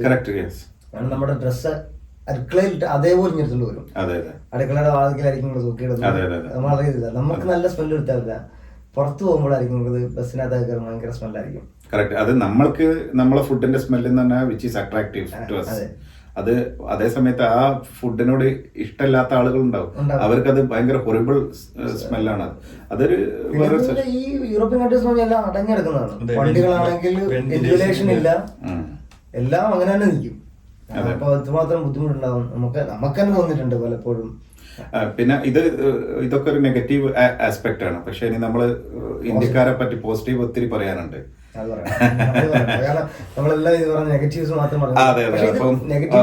ആളുകൾ അത് നെഗറ്റീവ് അല്ല, അത് ആളുകൾ ഇംപ്രൂവ് ചെയ്യേണ്ട പ്രശ്നങ്ങളാണ്. ചില ആൾക്കാർ ചെയ്യുന്നതിന്റെ പേരിലല്ല ഒരു സൊസൈറ്റി മൊത്തം പിന്നെ പേരുദോഷം വരും. പിന്നെ അതുപോലെ തന്നെ ആക്സെപ്റ്റൻസ് വരും. ഈവൻ ഞാൻ പറഞ്ഞില്ലേ, ഞാൻ കംപ്ലീറ്റ് ചെയ്തില്ല, ആ സീരീസ് ഞാൻ കംപ്ലീറ്റ് ചെയ്തില്ല. 2009-10 ഞങ്ങൾക്ക് വെൽക്കമിങ് ആയിരുന്നു. അത് കഴിഞ്ഞിട്ട് പിന്നെ സസ്പീഷ്യസ് ആയി. ഇനിയിപ്പോ പിന്നെ റൈറ്റ് വിങ്ങിന്റെ എക്സ്ട്രീമിസം അവരൊക്കെ സോഷ്യൽ മീഡിയയിലൊക്കെ വന്ന് എഴുതുന്നത് കണ്ടു കഴിഞ്ഞാൽ നമുക്ക് തന്നെ വിഷമാവും, നമ്മൾ എന്തിനാ അവിടെ നിൽക്കുന്നത് എന്നുള്ളത്. അപ്പോ പിന്നെ എനിക്കറിയാം, ഞാനിതുവരെ തിരിച്ചപ്പെടുത്തിയിട്ടില്ല. കാരണം എന്താ പറഞ്ഞാല് ഒരിക്കലും നമ്മള് അവിടെ കൂടെ നിൽക്കില്ല, പറ്റില്ല, ആവില്ല. എന്നെപ്പെട്ട ആ സൊസൈറ്റിയിലെ അവർ അക്സെപ്റ്റ് ചെയ്യില്ല എന്നെ. ഞാൻ ഏത് തന്നെ ആയാലും, എന്റെ first second generation third generation ആയാലും ആ ഇൻഹെറിറ്റൻസ് അവിടെ ഉണ്ടാവും. അപ്പൊ ഞമ്മക്ക് എപ്പോഴും ഏറ്റവും സേഫ് എന്ന് പറയുന്നത് നമ്മളെ രാജ്യം തന്നെയാണ്, അതിൽ യാതൊരു സംശയവുമില്ല. അപ്പൊ അവിടെ തന്നെ ഇപ്പൊ ഉദാഹരണത്തിന് ഞാൻ 22-30 ലക്ഷം പൈസ കൊടുത്തിട്ട് വരുന്ന കുട്ടികളോടൊക്കെ എനിക്ക് പറയാനുള്ളതെന്ന് പറഞ്ഞാല്, ഈ പൈസ ഉണ്ടെങ്കിൽ അവിടെ നിങ്ങൾ എന്തെങ്കിലും ഒന്ന് ചെയ്യൂ. ഒരു ലോകത്തില് 1.4 ബില്യൺ ജനസംഖ്യയുള്ള ഒരു രാജ്യമാണ് അമേരിക്കയും. പിന്നെ ബാക്കി പാശ്ചാത്യ രാജ്യങ്ങളെല്ലാം ഇന്ത്യയിൽ ഇൻവെസ്റ്റ് ചെയ്യാൻ വേണ്ടി ശ്രമിക്കുക. അതായത് ഹ്യൂജ് മാർക്കറ്റാ. അവിടെ ഇല്ലാത്ത പൊട്ടൻഷ്യൽ ഇവിടെ 5.5 മില്യൺ ആൾക്കാരുള്ള ഫിൻലാൻഡിൽ എന്താ ഉള്ളത്? ഞാനൊക്കെ എത്തിപ്പെട്ടതാ, ആഗ്രഹിച്ചു വന്നതല്ല. മനസ്സിലായോ? എനിക്ക് ആഗ്രഹം ഉണ്ടായിരുന്നു ദുബായിലൊക്കെ പോവാൻ, അവിടെ പോയി ജോലി ചെയ്യാൻ. പക്ഷെ യൂറോപ്പിലേക്ക് വരണമെന്ന് ആഗ്രഹങ്ങൾ എന്ന് പറഞ്ഞാൽ കുറച്ചു കാലം വർക്ക് ചെയ്ത് നോക്കിയെന്നുള്ള ഇതാണ്. പക്ഷെ എനിക്ക് എൻ്റെ രാജ്യത്ത് ജീവിക്കാനായിരുന്നു ആഗ്രഹം. പക്ഷെ ഇപ്പൊ ഈ ഓഡിയൻസ് ചോദിക്കും, പിന്നെ എന്തിനാണോ ഇനി അവിടെ നിൽക്കുന്നത്, എനിക്ക് ഇങ്ങോട്ട് പോകുന്നുണ്ട്. നമ്മളെ സോഷ്യൽ മീഡിയയിലുള്ള കമന്റ് ആട്ടോ ഞാൻ പറയുന്നത്. അവരോടുള്ള ആൻസർ എൻ്റെ മക്കൾക്ക് അവര് വളർന്ന രാജ്യത്താണ്, അവർക്ക് ആ സൊസൈറ്റിയിലാണ് അവർ വളർന്നത്. ആ രാജ്യത്തെ മണ്ണ്, അവിടുത്തെ വെള്ളം, അവിടുത്തെ വായു അതവർ ഉപയോഗിച്ചതോടുകൂടി എനിക്ക് നാട്ടിലേക്ക് അവരെ പറിച്ചു നടാൻ പറ്റാത്ത. പിന്നെ അതുപോലെ തന്നെ അവിടുത്തെ ബെസ്റ്റ് എഡ്യൂക്കേഷനാണ്, ഡിസ്ക്രിമിനേഷൻ ഇല്ല. ഓക്കെ, ഇതുവരെ എൻ്റെ മക്കൾക്കൊന്നും ഒരു പ്രോബ്ലംസും ഇതുവരെ ഞങ്ങൾ ഫേസ് ചെയ്തിട്ടില്ല. പബ്ലിക് ഇതിൽ പോകുന്ന സമയത്ത് ഫിൻലാൻഡിൽ ഞങ്ങളൊക്കെ അത്രയും ഹാപ്പിയാണ്. അക്സെപ്റ്റ് ചെയ്യുന്ന ആൾക്കാരാണ്. ഞാനിപ്പം 2 ദിവസം ഫിൻലാൻഡിലുണ്ടായിരുന്നു. ഇവിടുത്തെ ഈ ലാറ്റ്വിയുടെ സിറ്റുവേഷൻ നമ്മളാരും അക്സെപ്റ്റ് ചെയ്തിട്ടില്ല, ഇപ്പോഴും അക്സെപ്റ്റ് ചെയ്തിട്ടില്ല. നമ്മളൊരു കാര്യം ചോദിച്ചാൽ തന്നെ നമ്മളൊരു പുച്ഛത്തോടെ കാണുന്നത്. പക്ഷെ ഞാൻ അവിടെ പോയി നിന്ന സമയത്ത് വണ്ടിയിൽ വരുന്ന ആൾക്കാർ, അത് പോർഷെ പോലുള്ള കാറുകൾ വന്ന ആൾക്കാർ പറയാണ് ഇവിടെ അവിടെ വണ്ടി സ്പീഡിൽ പൊക്കോണ്ടിരിക്കുന്നത് നമ്മളെ കണ്ടുകൊണ്ട് നിർത്തിയിട്ട് പറയാണ് ഇവിടെ പാർക്ക് ചെയ്താൽ ഫൈൻ കിട്ടും എന്ന് പറഞ്ഞിട്ട് നിർത്തിയിട്ട് പോയി. അതേപോലെ നമ്മളവിടെ കിടന്ന് ഇങ്ങനെ ചുറ്റിത്തിരിഞ്ഞാണ്ട് വഴി മനസ്സിലാവുന്നില്ലെന്ന് തോന്നിയിട്ട് ഒരാൾ ഇങ്ങോട്ട് വന്നിട്ട് ചോദിച്ചു എല്ലാം ഓക്കെ അല്ലേ എന്ന്, ഫാമിലിയൊക്കെ ഓക്കെ അല്ലേ, വണ്ടി നിങ്ങളെ ബോർഡ് കണ്ടിട്ടേ ലാത്വിയ എന്ന് പറഞ്ഞ ബോർഡ് കണ്ടിട്ടാണ് അത് ചെയ്യുന്നത്. ഇത് ഭയങ്കര ഹെൽപ്ഫുൾ ആണ്, നല്ല മനുഷ്യന്മാരാ. വളരെ കുറച്ച് ആൾക്കാർ ഇപ്പം ഈ ഒരു പ്രശ്നം കൊണ്ട് അങ്ങനെ അവര് മാറി ചിന്തിക്കുന്നു. പക്ഷെ എന്ത് നല്ല മനുഷ്യന്മാരാന്നറിയോ. എനിക്ക് എത്ര ഫ്രണ്ട്സ് ഉണ്ട് അവിടെ ലോക്കലി ആയിട്ടുള്ള, അവിടുത്തെ നാട്ടുകാര് എപ്പോഴും വിളിക്കുന്ന സംസാരിക്കുന്ന. ഇന്നലെ രാത്രി പോലെ എന്നോട് പറഞ്ഞു തിങ്കളാഴ്ച നമുക്കൊന്ന് കാണണം കേട്ടോ, ഒരു കോഫി കുടിക്കണം കേട്ടോ എന്ന് പറഞ്ഞു. ഒരു എത്ര വയസ്സുള്ള ആളാന്നറിയോ, 83 വയസ്സുള്ള ആള്. മുമ്പൊക്കെ എന്റെ കൂടെ ഒരു കോഫി കുടിക്കണമെന്ന് സംസാരിച്ചിരിക്കാൻ ഒരു മണിക്കൂർ. ആൾക്കാർ പരസ്പരം അറിയാത്തതാണ് പ്രശ്നം എന്ന് വെച്ചാൽ കമ്മ്യൂണിറ്റി ഗാദറിംഗ് ഇല്ലാത്തതും ഇന്റഗ്രേഷൻ എന്ന് പറയും. അതെ, നമ്മൾ ശരിക്കും എന്ത് ചെയ്യണം നടക്കണേ, നമ്മൾ ഒരു രാജ്യത്ത് ചെന്ന് കഴിഞ്ഞാൽ നമ്മൾ ഒരു ഐസൊലേറ്റഡ് ആയിട്ട് പിന്നെ ഒരു കമ്മ്യൂണിറ്റി, നമ്മളെ കമ്മ്യൂണിറ്റിയെ കെട്ടിപ്പിടിക്കരുത്. നമ്മൾ എന്ത് ചെയ്യണം, അവരിലേക്ക് ഇറങ്ങി ചെല്ലണം. അവരിലേക്ക് ഇറങ്ങി ചെല്ലണം. ഇപ്പൊ ഞാനിപ്പോ അവിടുത്തെ സോഷ്യൽ മീഡിയയിൽ എന്തെങ്കിലും എഴുതി കഴിഞ്ഞാൽ അവിടെയുള്ള ആളുകൾ അത് വായിക്കുന്നുണ്ട്, എന്നിട്ട് അതിൽ അവര് കമന്റ് ചെയ്യുന്നുണ്ട്. കാരണം ഞാൻ അതിന്റെ ഭാഗമാണ്, മനസ്സിലായില്ലേ? അതേ സമയത്ത് ഞാൻ ഇന്ത്യന്റെ ഭാഗമാണോ? യെസ്, ഞാൻ ഇന്ത്യന്റെ ഭാഗമാണ്. ഞാൻ ഇന്ത്യനെ റെപ്രസെന്റ് ചെയ്തിട്ടാണ് ഞാൻ ഫിൻലാൻഡിൽ നിൽക്കുന്നത്. പിന്നെ GDPക്ക് നല്ല ഇൻപുട്ട് കൊടുക്കുന്ന ആളുകൾ ഇന്ത്യക്കാരാണ്. അതായത് പിന്നെ ഇമിഗ്രന്റ് സൊസൈറ്റിയിൽ ഏറ്റവും കൂടുതൽ ഫിനിഷ് സൊസൈറ്റിയിൽ റിട്ടേൺ കൊടുക്കുന്നത് നമ്പർ 1 ഇന്ത്യക്കാരാണ്. ഇന്ത്യൻ കമ്മ്യൂണിറ്റി എന്ന് പറയുന്നത് അത്രയും കോൺട്രിബ്യൂഷൻ ഉണ്ട്. എനിക്ക് തോന്നുന്നത് നമുക്ക് ഒരു പേഴ്സണൽ പ്രൊഫൈലിൽ 1 മില്യൺ 2 മില്യൺ ഫോളോവേഴ്സ് ഉള്ള പ്രൊഫൈൽസ് ഉണ്ട്, സാധാരണക്കാരുണ്ട് നാട്ടില്. കേരളത്തിലെ കാര്യം പറഞ്ഞാൽ, ഇന്ത്യയിലൊക്കെ ആണെങ്കിൽ അതിലും മുകളിൽ പോകുന്നുണ്ട്.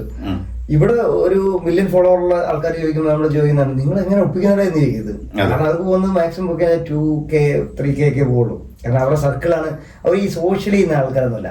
അത് ഞാനിപ്പം നമ്മൾ ഇവിടെ വന്നതിന് ശേഷം ഞങ്ങൾ ഇരുന്ന് സംസാരിച്ച സമയത്ത് അവിടുത്തെ ഒരു അടുത്ത പ്രൈം മിനിസ്റ്റർ ആവേണ്ട ഒരു ലേഡി ഉണ്ട്. അപ്പോൾ അവരെ പ്രൊഫൈലിൽ ഞാൻ കയറി നോക്കി.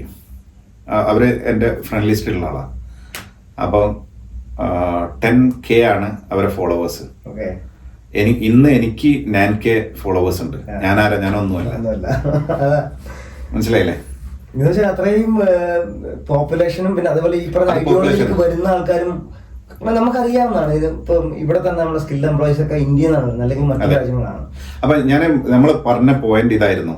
അതായത് പിന്നെ 22 ലക്ഷം രൂപയൊക്കെ ചെലവാക്കിയിട്ട് ആ 1.4 ബില്യൺ ഉള്ള അവിടെ ചെറിയൊരു ലാഭത്തിൽ എന്തെങ്കിലും ഒരു പരിപാടി ചെയ്താൽ അതായിരിക്കും ഇത്രയും കഷ്ടപ്പെട്ട് ബുദ്ധിമുട്ടായി സ്റ്റാർവ് ചെയ്ത്. എനിക്ക് സ്റ്റാർവ് ചെയ്ത കുറെ കഥകളുണ്ട് കേട്ടോ. കാരണം being A Finland Malayali association president, പ്രശ്നങ്ങൾ മൊത്തം എനിക്കറിയാം. അതായത് ആ സൊസൈറ്റി ഫേസ് ചെയ്യുന്ന, മലയാളി കമ്മ്യൂണിറ്റി ഫേസ് ചെയ്യുന്ന പ്രോബ്ലംസ് മൊത്തം എനിക്കറിയാം. കാരണം എല്ലാം എൻ്റെ അടുത്ത് എത്തും. ഇത് നമ്മൾ ചെന്നിട്ട് ഒരു സോഷ്യൽ മീഡിയയിൽ നമ്മൾ ഇന്റർവ്യൂ ആയിട്ടോ അല്ലെങ്കിൽ എന്തെങ്കിലും പറഞ്ഞാല് അത് അവിടെ നെഗറ്റീവായിട്ട് why he is thinking this way. അത് അവരോട് ഞാൻ പറഞ്ഞത്, നമ്മൾ എത്തിയത് നമ്മൾ ഇന്റൻഷനലി വന്ന ആളുകളല്ല, നമ്മൾ എത്തിപ്പെട ജോലിക്ക് വേണ്ടി വന്ന് ഇവിടെ സെറ്റിൽ ആയ ആളുകളാ. മനസ്സിലായില്ലേ? ചില ആൾക്കാർ ഈ പറഞ്ഞ ഗതികേട് കൊണ്ട് വന്നിട്ടുണ്ടാവാം, അല്ലെന്നുണ്ടെങ്കിൽ അല്ല, ഇവിടേക്ക് വരണം എന്ന് വിചാരിച്ചിട്ട് വരുന്ന ആളുകളുണ്ട്. അവരോടാണ് എനിക്ക് പറയാൻ പറ്റുന്നത്, നിങ്ങൾക്ക് ആൾട്ടർനേറ്റീവ് ആയിട്ട് കഷ്ടപ്പെടാൻ വേണ്ടി വരണ്ട. ഒരു ഓഫർ, നല്ലൊരു ഓഫർ കിട്ടി, വന്നോളൂ. ആവശ്യമുണ്ട്. ഏകദേശം 30,000 നഴ്സുമാരെ ഫിൻലാൻഡിലേക്ക് ആവശ്യമുണ്ട് അടുത്ത 3 ഇയറിൽ. ഓക്കെ, അവിടേക്ക് 4 രാജ്യത്തിനാണ് അവർ കൺസിഡർ ചെയ്തിരിക്കുന്നത്. ഇത് ഞാൻ അവിടുത്തെ തൊഴിൽ മിനിസ്റ്റർ ഉണ്ട്, അയാളുമായിട്ട് നേരിട്ട് സംസാരിച്ചതിന്റെ ആ വീഡിയോ എവിടെയെങ്കിലും അവൈലബിൾ ആയിരിക്കും. അദ്ദേഹം പറഞ്ഞ വാക്കാട്ടോ. അതിൽ പെട്ട ഒരു പ്രൈം രാജ്യമാണ് ഇന്ത്യ. ഇന്ത്യക്ക് അതിലേക്ക് കോൺട്രിബ്യൂട്ട് ചെയ്യാനുണ്ട്. അപ്പൊ നമ്മളെ കേരളമാണ്. ഞാൻ അദ്ദേഹത്തിനോട് പറഞ്ഞ കാര്യമാണ്, കേരളത്തിലുള്ള നഴ്സുമാരാണ് ലോകത്തിന്റെ പല ഭാഗത്തും ഇതിൽ സർവീസ് ഈ കോൺട്രിബ്യൂഷൻ നടത്തിക്കൊണ്ടിരിക്കുന്നത്. ഇത് ഞാൻ മന്ത്രിനോട് പറഞ്ഞതാട്ടോ, പബ്ലിക് പ്ലേസിൽ വെച്ചിട്ട്. അപ്പൊ അവിടേക്ക് വരണം, എന്ത് ചെയ്യണം?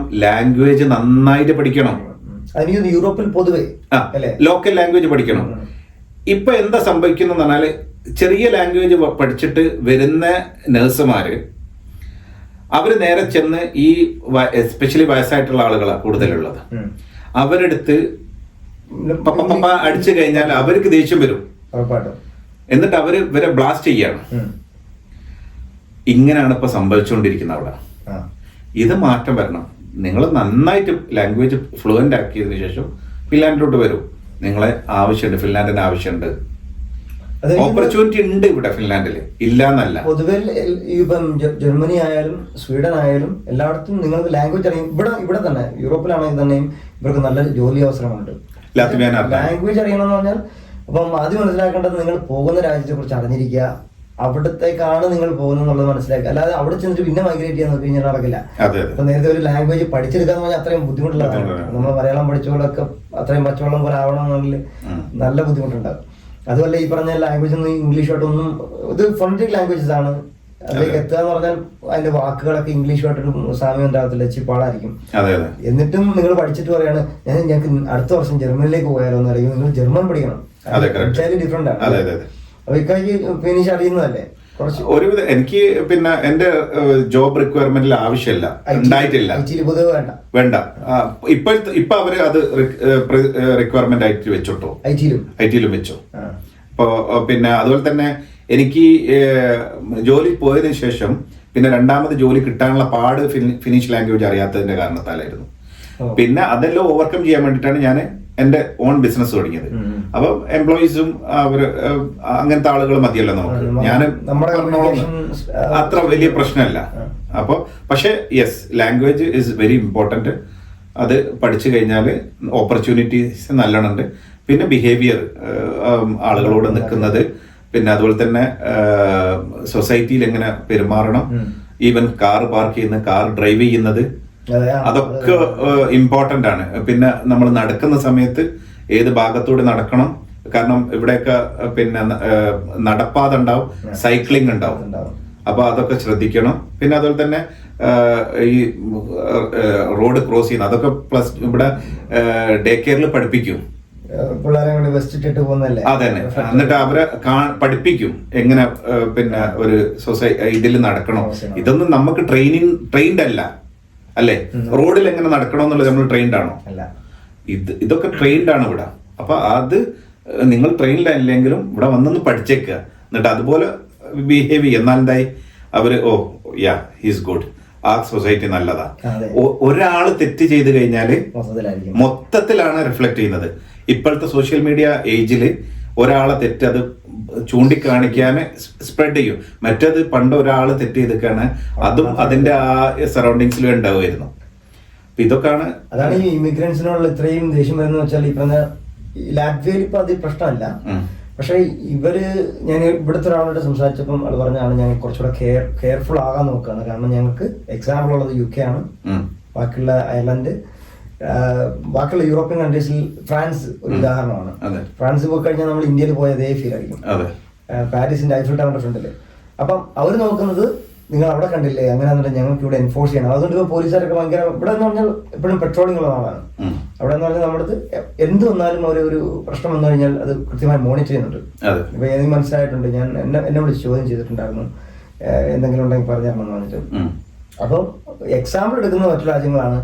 അപ്പം ഇവിടെ അങ്ങനെ ആവാതിരിക്കാൻ വേണ്ടി നോക്കുന്നുണ്ട്. ഇത് നമുക്ക് നമ്മളെ ഓഡിയൻസിനോട് പറയാനുള്ളത്, ഫിൻലാൻഡിലേക്കോ അല്ലെങ്കിൽ യൂറോപ്പിലെ ഏതെങ്കിലും കൺട്രിയിലേക്കോ നമ്മൾ എന്ത് ചെയ്യുക, അവിടുത്തെ കൾച്ചർ പഠിക്കാൻ ശ്രമിക്കുക. എന്നിട്ട് അത് ഫോളോ ചെയ്ത് കഴിഞ്ഞാൽ നമ്മളെ നാടിനാണ് അതിന്റെ ബെനിഫിറ്റ് ഉണ്ടാകുക, നമ്മളെ നെക്സ്റ്റ് ജനറേഷനാണ് അതിന്റെ ബെനിഫിറ്റ് ഉണ്ടാകുക. നിങ്ങൾ ഇവിടെ തീരുന്നില്ല, ഈ മൈഗ്രേഷനും ഈ കാര്യങ്ങളൊന്നും ഇവിടെ കൊണ്ട് അവസാനിക്കുന്നില്ല. നമ്മളെ നെക്സ്റ്റ് ജനറേഷൻ അതൊക്കെ ഇങ്ങനെ കണ്ടിന്യൂ ചെയ്തുകൊണ്ടിരിക്കേണ്ട സംഭവങ്ങളാണ്. അപ്പൊ അതിലേക്ക് നിങ്ങളെ ബിഹേവിയർ അവരെ എക്സിസ്റ്റൻസിനെ ഹെൽപ്പ് ചെയ്യും. യു ആർ നോട്ട്, നിങ്ങളല്ല എടുക്കുന്നത്, നിങ്ങളുടെ പാസ്പോർട്ടാണ് നിങ്ങളുടെ ബിഹേവിയർ എടുക്കുക എന്ന് പറഞ്ഞു. അതെ അതെ അതെ, ഇന്ത്യൻ പാസ്പോർട്ടിലേക്കാണ് പറഞ്ഞ ഒരു മൊത്തത്തിലേക്ക് പോകുന്നത്. അതിന് എനിക്ക് നിങ്ങളോട് ഇങ്ങനെ പറയാം, അതായത് ഇപ്പോ ഇന്ത്യൻ പാസ്പോർട്ടുമായിട്ട് പിന്നെ ദുബായിലോ അല്ലെങ്കിൽ എവിടെ നിങ്ങൾ ഇറങ്ങുക, അതേ സമയത്ത് നിങ്ങൾ ഫിൻലാൻഡിൽ നിന്ന് ഉള്ള ഫിനിഷ് പാസ്പോർട്ടുമായിട്ട്, ഇന്ത്യൻ ആണെങ്കിലും ഫിനിഷ് പാസ്പോർട്ടുമായിട്ട് അങ്ങോട്ട് പോകാൻ വിചാരിക്കുക, ടോട്ടലി ഡിഫറെന്റ് ട്രീറ്റ്മെന്റ് Treatment ആണ്. ആയിരിക്കും. പിന്നെ എനിക്ക് ഇവിടുത്തെ PR ആണ്, ഞാൻ സിറ്റിസൺഷിപ്പ് എടുത്തില്ല എന്ന് പറഞ്ഞു. അതിനും കുറച്ചൊരു വാല്യൂ ഉണ്ട്. അപ്പൊ കഴിഞ്ഞ തവണ ഞാൻ ദുബായി ചെന്ന സമയത്ത് അവിടെ ചെന്ന് പിന്നെ എൻ്റെ അവർ പറഞ്ഞു, അവർക്ക് എൻട്രി പോയിന്റിൽ അവർക്ക് അത് മനസ്സിലായില്ല, എന്നെ വേറെ റൂമിലേക്ക് പറഞ്ഞു വെച്ചു. അവിടെ ചെന്ന സമയത്ത് അവര് ചായ കുടിക്കുകയായിരുന്നു. അപ്പോൾ അവര് പറഞ്ഞു, എന്നോട് ഇരിക്കാൻ പറഞ്ഞു. എന്നിട്ട് എനിക്ക് അവർ എന്താണോ കഴിക്കുന്നത് അവരെനിക്ക് കൊണ്ടു തന്നു. അപ്പൊ എന്നോട് ചോദിച്ചു, ഫിൻലാൻഡിനെ പറ്റി ചോദിച്ചു, അവിടുത്തെ കാലാവസ്ഥനെ പറ്റി. അപ്പൊ ഞാൻ പറഞ്ഞു 17 കൊല്ലമായി അവിടെ ജോലി ചെയ്യും. വാവ്, അങ്ങനെ പറഞ്ഞിട്ട് ഭയങ്കരമായിട്ട് എന്നെ അപ്രീഷിയേറ്റ് ചെയ്തു. അപ്പൊ അതൊരു ഇതുണ്ട്, നമ്മൾ ഒരു രാജ്യത്ത് ചെന്ന് അവിടുത്തെ അതിന്റെ ഭാഗമാകുന്ന സമയത്ത് ആ രാജ്യത്തിന്റെ റിഫ്ലക്ഷൻ നമുക്ക് പല അഡ്രസ് ചെയ്യുന്ന നമുക്ക് കിട്ടും. കറക്റ്റ്. ആ ഒരു ഇത് നമുക്ക് അത് നമ്മൾ അനുഭവിച്ചുകൊണ്ടിരിക്കുക. നമുക്കൊരു പ്രത്യേകിച്ച് ഇന്ത്യൻ എന്ന് പറയുന്നതിനെക്കാട്ടിൽ ഇപ്പം ചില ആൾക്കാർ യാത്ര ചെയ്യുന്ന യൂറോപ്യൻസിന്റെ കാര്യം പറയുന്നത്, അവരെന്ന് പറഞ്ഞാൽ കേരള ആണോ എന്ന് ചോദിക്കും, ഭയങ്കര ഇഷ്ടം. മലയാളിയാണോ എന്ന് ചോദിച്ചു. ഞങ്ങൾ ഇന്നാൾ ഇവരടുത്ത് ഒരാൾ ഇങ്ങോട്ട് വന്നിട്ട് ചോദിച്ചു, ഒരു ബിസിനസിന്റെ ആവശ്യം, ഒരു ബിസിനസ് ഓപ്പർച്യൂണിറ്റി തരാൻ വേണ്ടി വന്നതാണ്, നിങ്ങൾ മലയാളികളാണോ എന്ന് ചോദിച്ചു. അപ്പൊ യൂറോപ്യൻസിന് ഇന്ത്യയിലുള്ള കേരളത്തെ കുറിച്ച് അറിയണമെങ്കിൽ യാത്ര ചെയ്തിട്ടുണ്ട്. അപ്പൊ ചില ഇവിടെ ഒരു ഫെസ്റ്റിവൽ ഉണ്ടായി, ടെറാന്ന് പറഞ്ഞിട്ട്. ഫെസ്റ്റിവലിന് ഫുള്ള് ട്രാവലേഴ്സ് ആയിരുന്നു. അപ്പൊ നമ്മ ഇന്ത്യക്കാര് കുറച്ച് പേരുണ്ടായിരുന്നു. അപ്പോ ഇന്ത്യയിൽ നിന്ന് എവിടെയാണ് കേരളത്തിനെ കുറിച്ച് അറിയാം, നമ്മളെ ഹിന്ദു ചരിത്രങ്ങൾ മൊത്തം നമുക്ക് പറഞ്ഞിട്ടുണ്ട്. കാരണം നമ്മൊരു വേറൊരു റിലീജിയനിൽ വന്നിട്ട് നമുക്ക് അത്ര അറിയില്ല, പക്ഷെ ഇവർക്ക് അതെല്ലാം അറിയാം. ആളവിടെ ഒരു 3 മാസം ഒരു ആശ്രമത്തില് ഒരു സ്വാമിജിയുടെ അടിയിൽ ഇങ്ങനെ നിന്നിട്ടുണ്ട്. അപ്പൊ ആ എക്സ്പീരിയൻസ് ഒക്കെ ആള് നമുക്ക് പറഞ്ഞിരുന്നു. അതിപ്പോ ഞങ്ങള് റീസെന്റ് നമ്മളെ അമ്മ വന്നല്ലോ. അമ്മ വന്ന സമയത്ത് ഫിൻലാൻഡിൽ അമ്മ വന്ന സമയത്ത് അമ്മ വന്ന് IT അവിടെ പറയാം. IT എന്ന് പറഞ്ഞാൽ അമ്മ. അവിടെ പോസ്റ്ററൊക്കെ ഉണ്ടാവും. അവിടെയുള്ള ഒരു വലിയൊരു കമ്മ്യൂണിറ്റി ഉണ്ട് അവർക്ക് അവിടെ, അറിയാം. അപ്പൊ ഞങ്ങളൊക്കെ അവിടെ ഇൻവൈറ്റീസ് ആയിരുന്നു. ഞങ്ങള് ഞാന് ഗുൽസാറൊക്കെ പോയിരുന്നു അമ്മയെ കാണാൻ. അപ്പൊ കാരണം ഞാൻ അവിടെ എത്തിയപ്പോ മീൻസ് എന്താ പറയാ, ഫുള്ള് ഫിനിഷാരാണ്. ഫുള്ള് ഫിനിഷാരുള്ളത്, മലയാളീസ് ഒന്നുമില്ല. ഞാൻ കണ്ടിട്ടില്ല. ശരി. ഞങ്ങള് ഇവനെ പ്രത്യേക വിളിച്ച് രണ്ടാമത് വിളിച്ച അമ്മ സംസാരിച്ചല്ലേ, ഭക്ഷണം കഴിക്കുന്നുണ്ടോ എന്നൊക്കെ ചോദിച്ചാ. ഞാൻ എന്നോട് ബിസിനസിനെ പറ്റി എല്ലാം സംസാരിച്ചതാ അമ്മ. അത് ശരി. നമുക്ക് ഇവിടേക്ക് വരുമ്പോ നമുക്കൊരു അവസരങ്ങൾ ഒരുപാട് കൂടുതലാണ്. നേരത്തെ പറഞ്ഞ രാഹുൽ ഗാന്ധി മീറ്റ് ചെയ്തു, നമുക്ക് പറ്റിക്കൊള്ളണമെന്നില്ല, അത് ഇന്ത്യയിലാണെങ്കിൽ. എന്ന് പറഞ്ഞാൽ ഇവിടെ വരുമ്പോൾ ഇവിടെ കമ്മ്യൂണിറ്റി വളരെ ചെറുതാണ്. അവരെ അഡ്രസ് ചെയ്യാനാണ് ഇവർ വരുന്നത്, അവരെ കാണുന്നതാണ് ഇവർക്ക് സന്തോഷം. അപ്പൊ പിന്നെ അങ്ങനെ ശരിക്കും കേരളം എന്നുള്ള ആ കൊച്ചു സംസ്ഥാനത്തിന് നല്ല ഇമേജ് ഉണ്ട്, നല്ല ഇമേജ് ഉണ്ട്. കാരണം സിവിക് സെൻസിലും അതേപോലെ ഈ പറഞ്ഞ വൃത്തി, ചില ആൾക്കാർ പറയുന്നുണ്ട് നോർത്തും സൗത്തും കമ്പയർ ചെയ്യുമ്പോൾ നല്ല വ്യത്യാസം, രണ്ട് വര വരയ്ക്കുന്ന പോലെ തന്നെയാണ് അവർ പറയുന്നത്. കറക്റ്റ്. അവർക്ക് പിന്നെ നമ്മളെ ഫുഡ് ഭയങ്കര ഇഷ്ടമാണ്. ദോശ അങ്ങനത്തെ നല്ല ദോശ. റെസ്റ്റോറന്റ് ഉണ്ട്, എന്റെ സുഹൃത്താണ്. അറിയോ, ഹിലാൽ എന്റെ സുഹൃത്താണ്. ശരി. അപ്പം അവിടെ വരുന്നതിൽ ഇപ്പൊ ഇന്ത്യക്കാരല്ല, കൂടുതലും ഇവിടുത്തെ ലോക്കൽസ് ആണ്. ചട്ടിച്ചോറ് തിന്നാനും സ്പൈസി ഫുഡ്. അതായത് നമുക്ക് ഇവിടെ ആള് പറഞ്ഞൊരു ഒബ്സർവേഷൻ ഉണ്ട്, ഞാനത് ശ്രദ്ധിച്ചതെന്ന് വെച്ചാല് ഇന്ത്യൻ ഫുഡ് എന്ന് പറഞ്ഞാൽ ഞാൻ അതേപോലെ തന്നെ ഈ പറഞ്ഞ സവർ ബേസിലുള്ള പുളിയുള്ള കോൺസെപ്റ്റ് ഉണ്ട്, അങ്ങനെ ഉണ്ടാക്കി വെച്ചിട്ടുണ്ട്. ഇന്ത്യൻ സിനിമ എന്ന് പറഞ്ഞാൽ ഹോളിവുഡ് ബോളിവുഡ് ആണ് എന്നുള്ളൊരു കോൺസെപ്റ്റ്. എന്നതുപോലെ ഈ ഒരു സാധനം ഇപ്പൊ നമ്മുടെ കൂടെ ഉണ്ട്, ചീന പറഞ്ഞ റെസ്റ്റോറന്റ് ഉണ്ട്. അവിടെ എന്ന് പറഞ്ഞാൽ ഇപ്പം ഏഷ്യൻ ഫുഡാണ്, പക്ഷെ അവിടെ പോയി കഴിഞ്ഞാൽ നമുക്ക് കിട്ടുന്ന ഈ പറഞ്ഞ നോർത്ത് ഇന്ത്യൻ. അപ്പോ ഇയാൾ പറഞ്ഞത് ഇവിടെ മാത്രമേ ഈ ലാറ്റ്വിയയിൽ കിട്ടുന്നു. യൂറോപ്പിൽ മിക്കവാറും യൂറോപ്പിൽ എല്ലായിടത്തും പോകുമ്പോൾ ഇങ്ങനെ മലയാളി റെസ്റ്റോറന്റ് ഇങ്ങനെ സ്പൈസി ഫുഡ് കൊടുക്കുന്ന തനത് ഇന്ത്യൻ ഫുഡ് എന്ന് പറഞ്ഞ സാധനം കൊടുക്കുന്നില്ല. അതെ, എവിടെയില്ല. അത് പിന്നെ ഇവര് എന്ത് ചെയ്തു എന്ന് പറഞ്ഞാല് നമ്മുടെ തൊട്ടടുത്ത രാജ്യമായിട്ടുള്ള പിന്നെ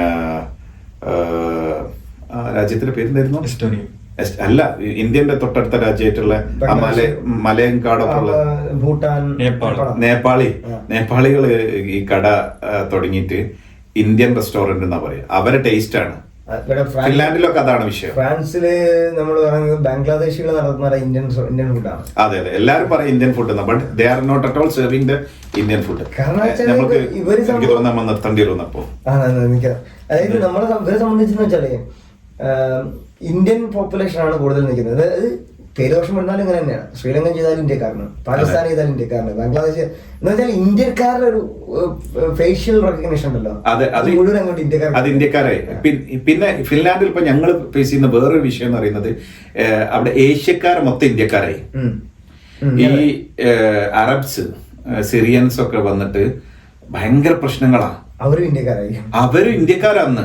അതുകൊണ്ട് നമ്മളെ ഒരു ഐഡന്റിറ്റി ക്രൈസിസിൽ അപ്പൊ ഞങ്ങൾ പോയിക്കൊണ്ടിരിക്കുന്നു. അതായത് പ്രശ്നം എന്താ അറിയോ, ഇവര് ചെയ്യുന്ന ചെറ്റത്തരങ്ങൾ, കുട്ടികളെ റേപ്പ് ചെയ്യും. ഈ പിന്നെ സിറിയൻസ് ഇപ്പൊ കുറെ കേസുകൾ അടിക്കടി വന്നുകൊണ്ടിരിക്കുക. ഇപ്പോ മറ്റേ അവിടുന്ന് ഒരു നാട് കടത്തുന്ന ഒരു കേസ് ഉണ്ടായിരുന്നു.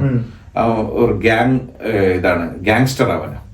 അവിടുത്തെ സോഷ്യൽ മീഡിയ മൊറോക്കൻസ് ഞങ്ങൾക്ക് അവിടെ അല്ല. ജിബ്രാൾട്ടർ പറഞ്ഞ അറിയാലോ, നമുക്ക് സ്പെയിനിലേക്കുള്ള ദൂരം വളരെ കുറവാണ്. അല്ല, ഇത് ഞങ്ങൾക്ക് അവരെ കൊണ്ട് ഇല്ല. ഇത് അറബ്സ് പിന്നെ വാറിന്റെ സമയത്ത് മൈഗ്രേറ്റ് ചെയ്തിരിക്കുന്ന അറബ്സിൽ കുറച്ചാളുകൾ, എല്ലാവരും